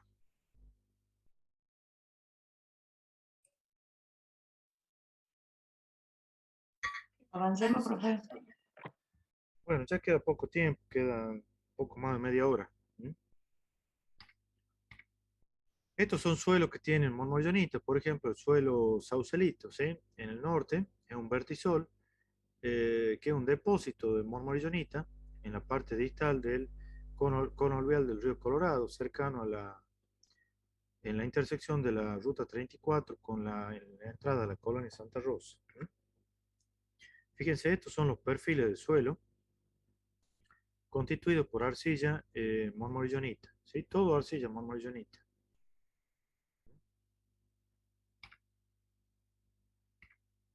Bien, estas son fotografías de las arcillas monoargonita. Eh, Vamos a continuar viendo ahora cómo, cómo son las propiedades de hilitas, ¿sí? Que tienen también estructura 2,1, ¿sí? A diferencia de monoargonita, hilita tiene, como dijimos, cationes potasio entre las capas, ¿sí? También tiene sustitución isomórfica, un aluminio reemplaza un silicio cuando cristaliza la hilita, y eso le va a dar una importante cantidad de cargas negativas, ¿sí? Mucho más que kaolinita, pero también menos que monoargonita. ¿Mm? Esta es la estructura de hilita. Fíjense, tiene estos cationes potasio entre las capas, ¿sí? TOT. Estos cationes potasio están fijados, ¿sí? Por una unión química, de modo tal que solamente son removidos cuando el mineral se meteoriza, entonces pueden ser liberados a la solución del suelo. Si no, forman parte de la estructura del mineral. ¿Mm? Y bueno, hilita tiene una capacidad de intercambio catiónico intermedia justamente porque tiene fijado estos cationes potasio. ¿Mm? Kaolinita dijimos que tenía 15 centimol carga, monoargonita 150, hilita tiene aproximadamente 50 centimoles carga, ¿sí? Por kilogramo de arcilla.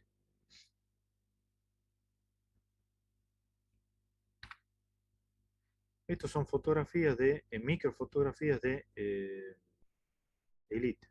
Fíjense, son fotografías al microscopio electrónico. ¿Mm? Y después tenemos el grupo de las cloritas. Dijimos que podíamos llamarlos arcillas 211 o 22, porque no tan solo tenían octaedros de aluminio, sino también de magnesio o a veces también de hierro. Bien, Entonces, entre las capas de TOT con octaedros de aluminio tenemos otra capa de octaedros que tienen principalmente magnesio o a veces puede ser también hierro.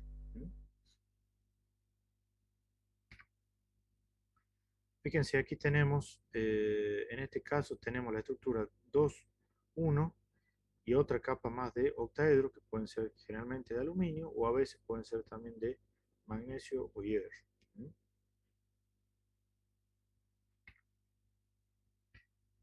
Y bueno, por último llegamos a los minerales, a las arcillas interestratificadas, que en realidad son producto de meteorización de las arcillas anteriores que vimos. Pero, ¿qué ocurre? Cada uno de estos minerales tienen propiedades intermedias, ¿sí? Propiedades definidas e intermedias entre cada uno de los anteriores, de modo tal que tienen que ser identificados como tales en función de las propiedades que presentan, ¿sí? Cuando comienza a meteorizarse la hilita, se forma una hilita expandida, puede haber otra con más expansión, otra que sea más parecida a vermiculita o mormolionita, en función de la liberación de los cationes potasio, por ejemplo. Y después tenemos algunas que tienen un comportamiento casi parecido al de mormolionita o vermiculita, en función de la separación de las capas.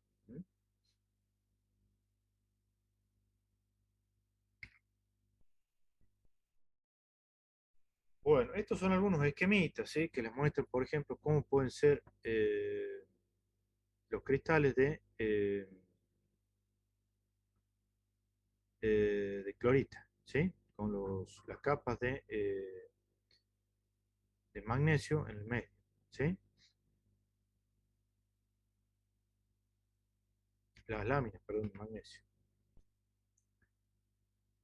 Y bueno, ¿dónde encontramos en la provincia estos tipos de arcilla?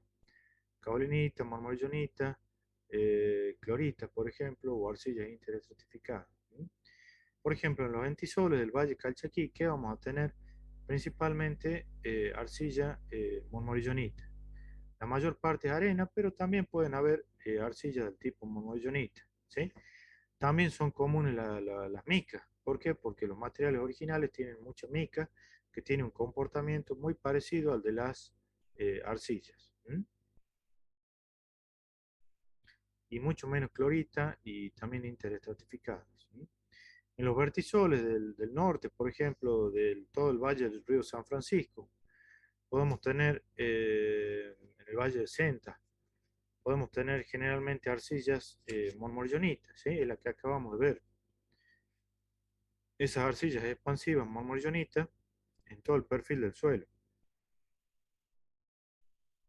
En los insectisoles, por ejemplo, en el valle del Lerma, también tenemos arcillas principalmente monmorillonitas. Las arcillas expansivas.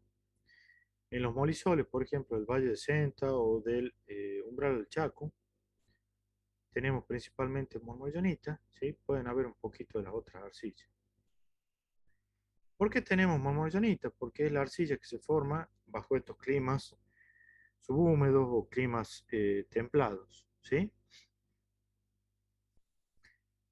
¿Y dónde va a haber, por ejemplo, caolinita? Va a haber, por ejemplo, en los oxisoles de Misiones, ¿sí? Y en los alfisoles, por ejemplo, del Umbral del Chaco, vamos a tener también principalmente mormolionita, ¿sí? Fíjense que en Salta lo que más abunda es mormolionita, pueden haber de las otras arcillas, pero no vamos a tener seguramente una gran cantidad de caolinita, ¿sí? Como hay, por ejemplo, en Misiones. ¿Sí?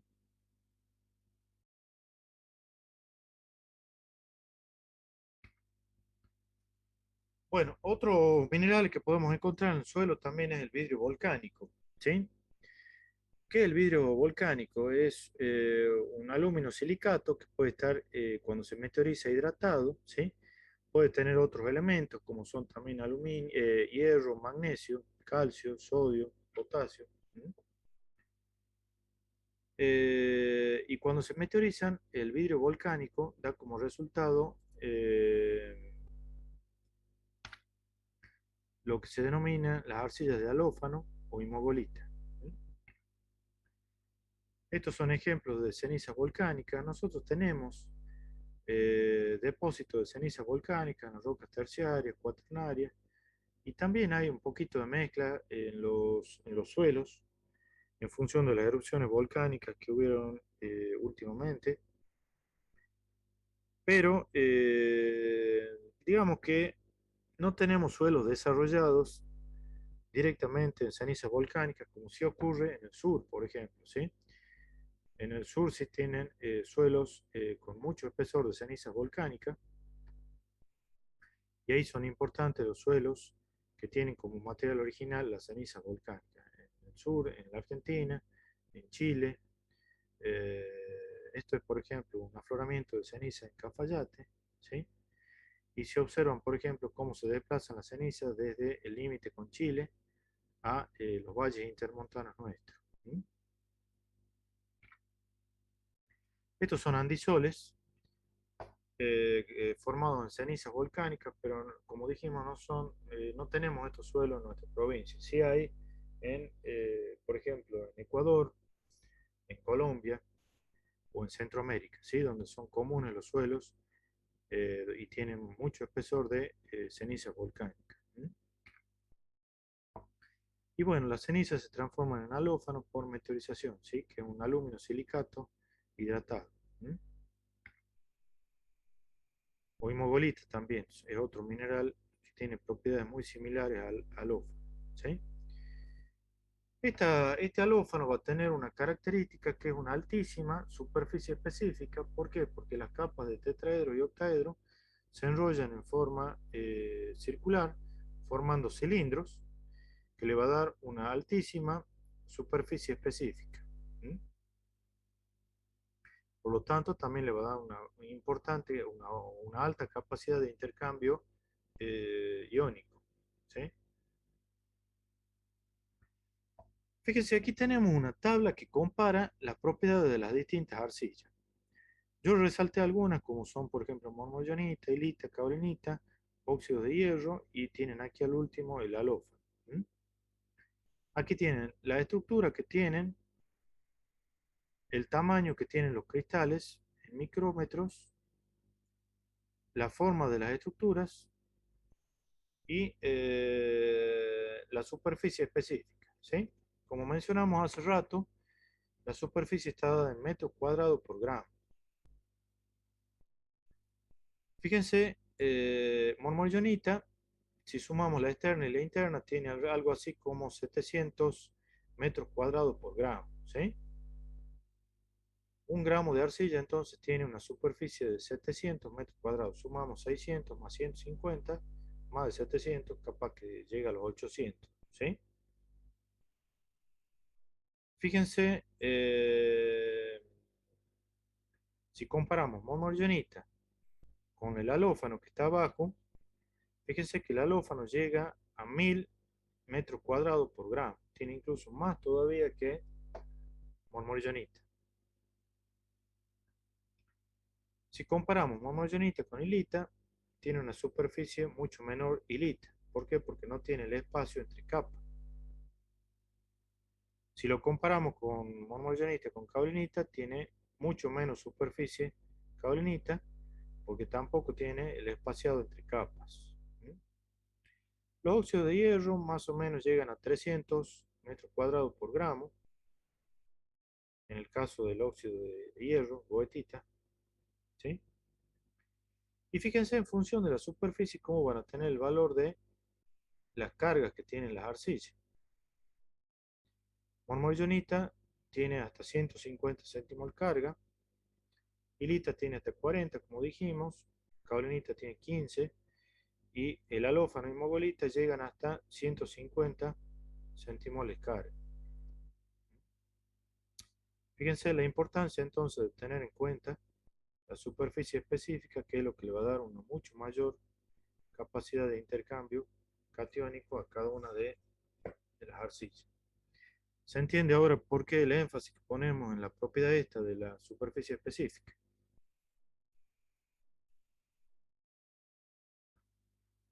Bueno, no sé si más o menos me siguen o están cansados. No, profe, sí se entiende. Sí, Bien. profe, sí se entiende. Y aparte entonces de las, de los halófanos, que son las arcillas, producto de la meteorización de las cenizas volcánicas, tenemos también los óxidos de hierro, que tampoco son relevantes en nuestra provincia, pero sí en otras regiones, por ejemplo en Misiones, en todo Brasil, que tienen muchas rocas que aportan hierro y se forman suelos con un alto contenido en óxido de hierro. ¿Mm? Por ejemplo, tenemos la hematita, ¿sí? Que es un óxido férrico, limonita, que es un óxido de hierro hidratado, ¿sí?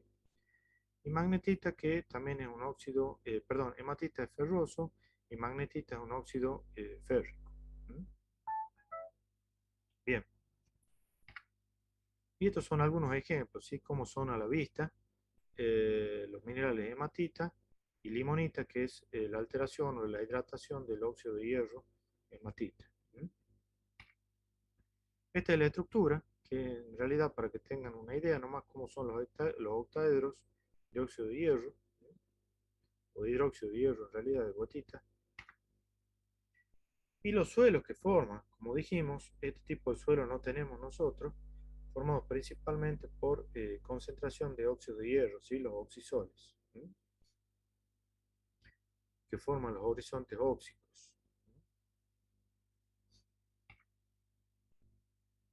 Y en algunos lugares podemos tener también concentraciones de óxido de aluminio, que se llaman diáspora y bohemita, ¿sí? Gibbsita es cuando está en forma de hidróxido, diáspora y bohemita, óxidos de aluminio hidratados. ¿Mm?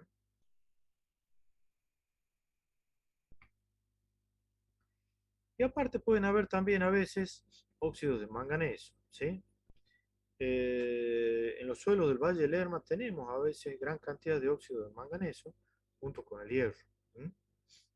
Y el titanio, que no es tan común tampoco en nuestra zona. ¿Mm? Y aquí están mencionados algunas sales, como ser por ejemplo el yeso, sulfato de calcio hidratado, anhidrita, sulfato de calcio, magnesita, que es carbonato de magnesio, dolomita, que es carbonato de calcio y magnesio, y la calcita, que es el más común, que es el carbonato de calcio simple. ¿Mm? Y otras sales son, por ejemplo, los cloruros, cloruro de sodio, y algunos boratos en el caso de nuestra provincia. ¿Mm?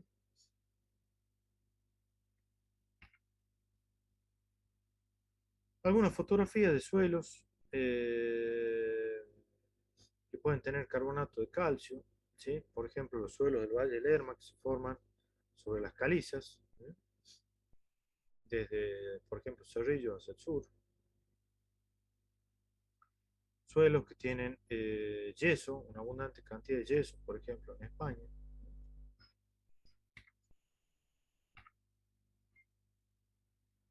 Y algún problema que pueden dar la presencia de estas de sales, ¿sí? Carbonato de calcio y magnesio a veces puede producir clorosis férrica en los vegetales. ¿Por qué? Porque se unen el hierro con el calcio, ¿sí? Y no dejan en la solución del suelo, por ejemplo, fosfato. ¿Sí? Bien, entonces ya hemos descrito cuáles son las propiedades de las arcillas silicatadas, cristalinas, también de las no cristalinas, como pueden ser el alófano y mobolita. Hemos hablado de algunas propiedades de los óxidos de hierro y aluminio. Y podemos decir que dentro de los coloides también podemos agrupar a la materia orgánica, ¿sí? Al humus. ¿Sí? En realidad lo vamos a ver con más detalle cuando hablemos de materia orgánica, pero podemos hablar de algunas propiedades de los coloides. ¿Sí? Bien.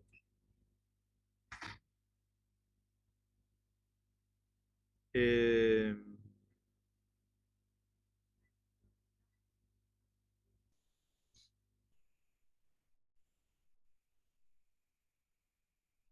bien. Estos PowerPoints se los voy a subir también a la plataforma, ¿sí? Para que los tengan. Ya he subido el trabajito práctico que vamos a ver la próxima clase, probablemente porque no nos va a alcanzar el tiempo hoy día, ¿sí? Esta, Esta diapositiva nos muestra que a partir de minerales primarios, como son, por ejemplo, los feldespatos potásicos, la ortoclasa, las micas, biotita, muscovita, o los feldespatos calcosódicos, o incluso piroxenos y anfíboles, a partir de todos ellos podemos tener formación de las arcillas, ¿sí? Por ejemplo, por pérdida de potasio y magnesio tenemos vermiculita. ¿Sí? Si hay remoción de alguna proporción de magnesio, vamos a tener, por ejemplo, monmorillonita a partir de los feldespatos potásicos. Si hay remoción de otras bases, como son calcio, podemos tener monmorillonita a partir de los feldespatos calcosódicos. ¿Sí? Si la meteorización es intensa, se pierden todos los cationes o una alta pérdida de bases, como son calcio, magnesio, potasio, vamos a llegar seguramente a la formación de un alumino silicato hidratado, como es kaolinita, ¿sí? Y si incluso hay pérdida total de silicio, podemos llegar a que nos queden solamente los óxidos de hierro y aluminio en el suelo, ¿sí? A partir de cualquiera de estos minerales. ¿Sí? Fíjense, aquí les dice cuáles tienen mayor cantidad de potasio y cuáles tienen mayor cantidad de calcio, sodio y magnesio, sobre todo. ¿Sí? Bien. Vamos a decir cuál es el origen de los coloides en el suelo, sobre todo de las arcillas silicatadas.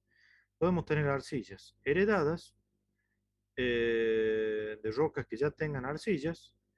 Podemos tener arcillas productos de transformación, que puede ser por degradación, pérdida de elementos, agradación, ganancia de algunos o sustitución de iones. Y podemos tener arcillas de neoformación, que son las que se forman, por ejemplo, por destrucción total, por el proceso de hidrólisis, por ejemplo, de un feldespato, como puede ser, por ejemplo, la kaolinita o los óxidos de hierro. ¿Sí? Bien. Dentro de las heredadas tenemos entonces que la mica muscovita puede transformarse en hilita, ¿sí?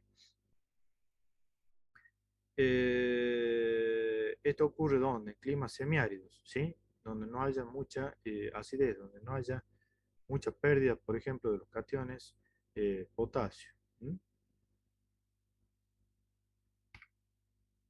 Algunos ejemplos entonces de transformación de muscovita que tienen los cationes potasio en hilita, donde los potasios están, los cationes potasio se hidratan y se transforma la mica muscovita en una arcilla de tipo hilita.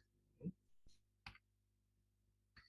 Después tenemos, por ejemplo, degradación, cuando hay más pérdida de los cationes potasio y las hilitas se transforman en vermiculita. ¿Sí? Agradación, cuando hay una ganancia, por ejemplo, en el caso de las cloritas que ganan cationes magnesio. Y sustitución de iones, por ejemplo, cuando la hilita elimina potasio y se transforma, por ejemplo, en monmorillonita. ¿Sí? Degradación, por ejemplo, pérdida de potasio. Transformación de hilita en vermiculita cuando los potasios son reemplazados por aluminio. O de hilita en monmorillonita cuando se separan las capas y se pierden los cationes potasio que están unidos entre las dos capas.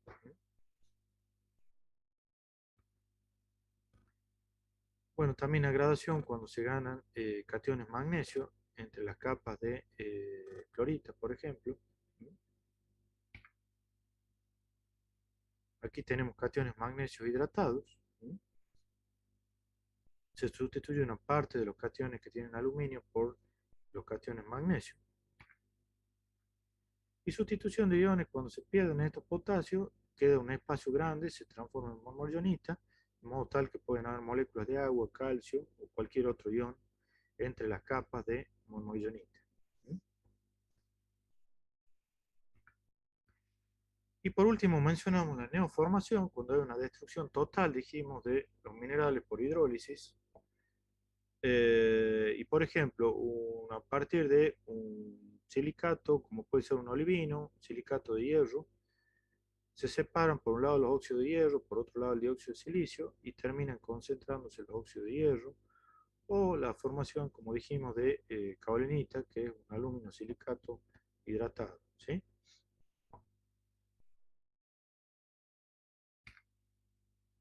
Bueno, ejemplos de nueva formación son kaolinita, incluso también a veces monmorillonita. Bien.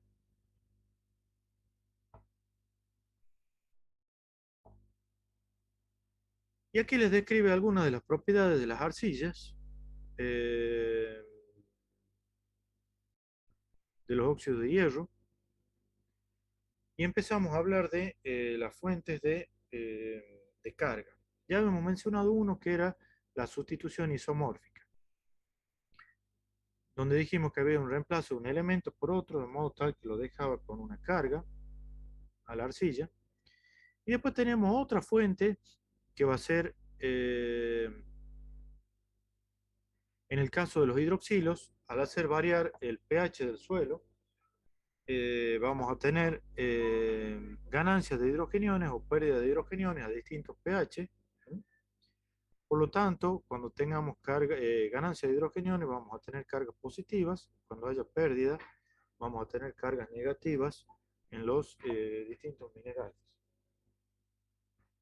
Bien, dentro de esto tenemos, por ejemplo, los óxidos de hierro y aluminio, el alófano, eh, las arcillas caolinitas y el humus, ¿sí? Vamos a ver que todos estos coloides tienen cargas que van a depender del pH del suelo.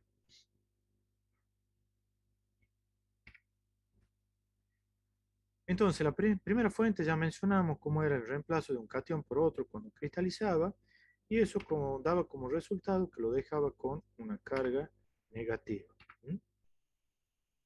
Puede ocurrir al revés también, quedar con cargas positivas. Por ejemplo, si un magnesio es reemplazado por un aluminio, queda con cargas positivas. ¿Mm? Y el balance va a estar en función de la mayor cantidad de cargas, si son negativas o positivas. ¿Mm? Bien.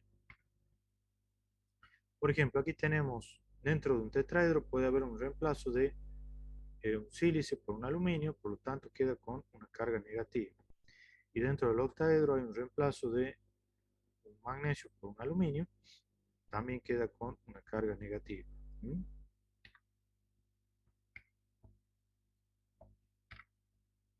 Y vamos a hablar un poquito más de las cargas dependientes del pH. Eh, bueno, como dijimos, esto se da en minerales como caolinita, alófano, óxido de hierro, ¿sí? Eh, ¿Cuándo se da? Vamos a ver el caso, por ejemplo, de un cristal de caolinita. En función del pH que tenga el suelo, fijemos que, o veamos mejor dicho, que aquí el pH puede variar entre 7, 5,5 y 4. ¿Sí? En realidad estos van a ser distintos suelos, porque no vamos a hacer variar el pH de un suelo de forma tan abrupta. ¿Sí? Vamos a tener suelos que tengan pH de 4, otros que tengan de 5 y otros que tengan pH de 7. Esta estructura nos muestra un cristal de caolinita, de modo tal que tenemos un tetraedro con un átomo de silicio y aquí arriba octaedro con átomos de aluminio. ¿Qué pasa si se rompen o se quiebran los bordes de caolinita? A un pH de 7, estos bordes rotos van a tener uniones, los oxígenos van a tener uniones sin compensar. ¿Por qué? Porque no va a haber suficiente cantidad de hidrogeniones para compensar las uniones, las ligaduras con los oxígenos. ¿Sí? De modo tal que al no haber hidrogeniones nos quedan dos medias cargas más otras negativas, nos quedan un total de 3 cargas negativas. ¿Mm? ¿Qué pasa si nos encontramos en un suelo con un pH de 4 donde hayan cristales de caolinita?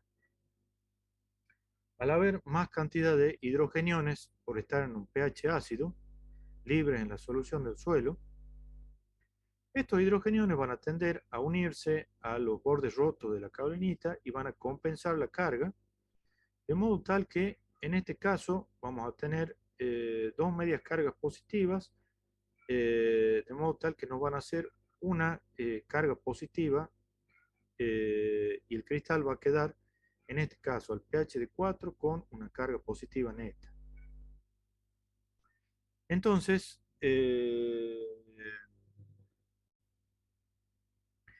vemos que en función de la variación del pH, el cristal de kaolinita va a tener o carga negativa o un pH ácido va a tener carga positiva. Vamos a ver que hay lo que se llama un punto de carga cero, ¿sí? Que va a ser más o menos un pH de 4,5, donde el cristal va a tener la misma cantidad de cargas positivas que de negativas, por lo tanto es como si no tuviese cargas. ¿Mm?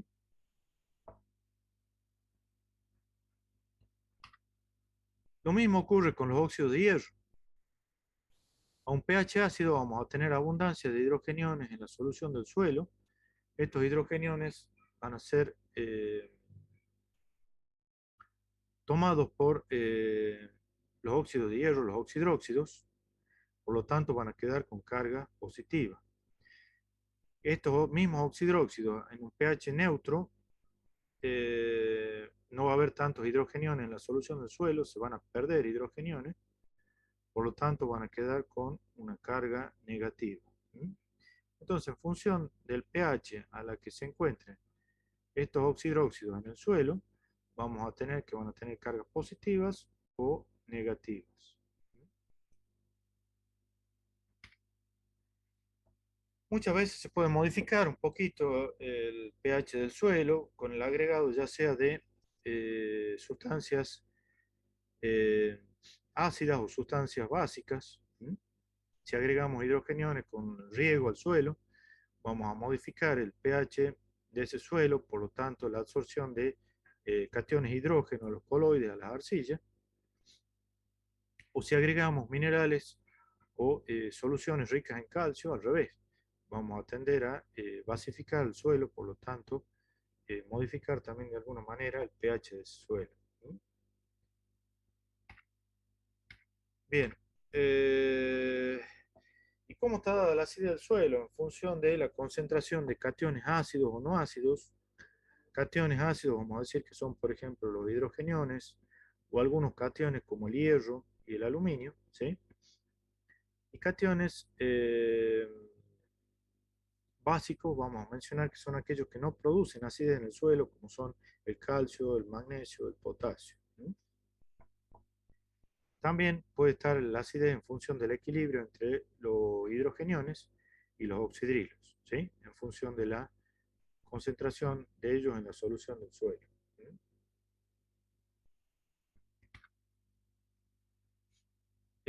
Aquí en realidad lo que les muestro es algunas sustancias que pueden producir acidificación, o sea, liberación de hidrógenos o de hidrogeniones en la solución del suelo, y otros que al revés pueden consumir hidrogeniones y pueden basificar el suelo. Entonces estos son algunos procesos que o acidifican o basifican la solución del suelo.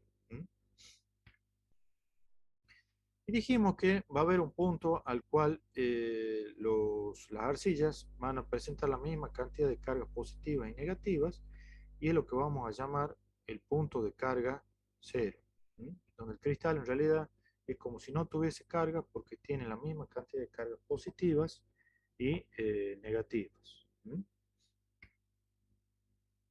Eso se da, por ejemplo, para los óxidos de hierro, se da un pH más bien alto, cercano a 8,5, y para arcillas caolinita se da más o menos,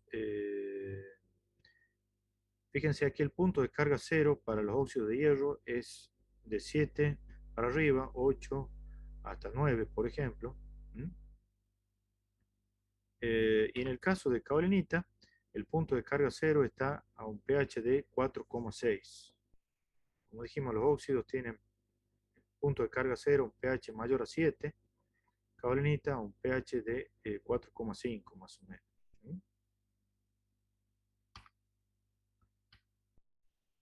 Y bueno, eso vamos a ver más adelante cuando veamos las propiedades físico-químicas del suelo, que caolinita puede tener carga negativa o positiva en función de Si tenemos un suelo, un pH menor a 4,5, vamos a tener en general cargas positivas. Y si tenemos en el suelo un pH mayor a 8,5, vamos a tener la mayoría de cargas negativas. ¿Sí? También pueden tener carga fija, ¿sí? No tan solo dependiente del pH, sino por sustitución isomórfica, que era lo que hablábamos al principio. ¿Mm?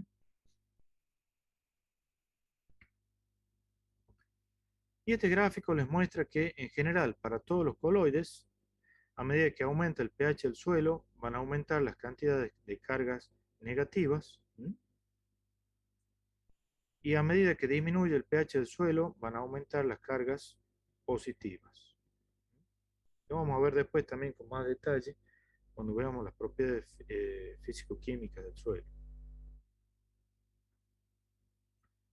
Y aquí les describe un poquito también cómo pueden ganarse cargas en función de que hayan en el suelo no tan solo los bordes rotos de caolinita, sino también que hayan especies de aluminio, ¿sí? No son comunes en nuestro suelo porque no tenemos meteorización intensa y liberación de especies de aluminio, ¿sí? Pero en general, cuando tenemos polímeros o especies de aluminio en el suelo, como hidróxidos de aluminio, se comportan como un mineral que tenga cargas positivas, de modo tal que compensan las cargas negativas, y a pH neutros, al pasar a la solución del suelo, dejan cargas negativas de los cristales sin absorber, y por lo tanto se gana o se aumenta el valor de capacidad de intercambio catiónico del suelo, ¿sí? En todo caso lo vamos a rever más adelante, ¿sí? Porque estamos viendo muy rápido. ¿Mm? Bueno, ya son en realidad las 10 de la mañana, así que yo les diría que dejamos aquí la clase y vamos a continuar en la próxima clase. Vamos a hacer el trabajo práctico también de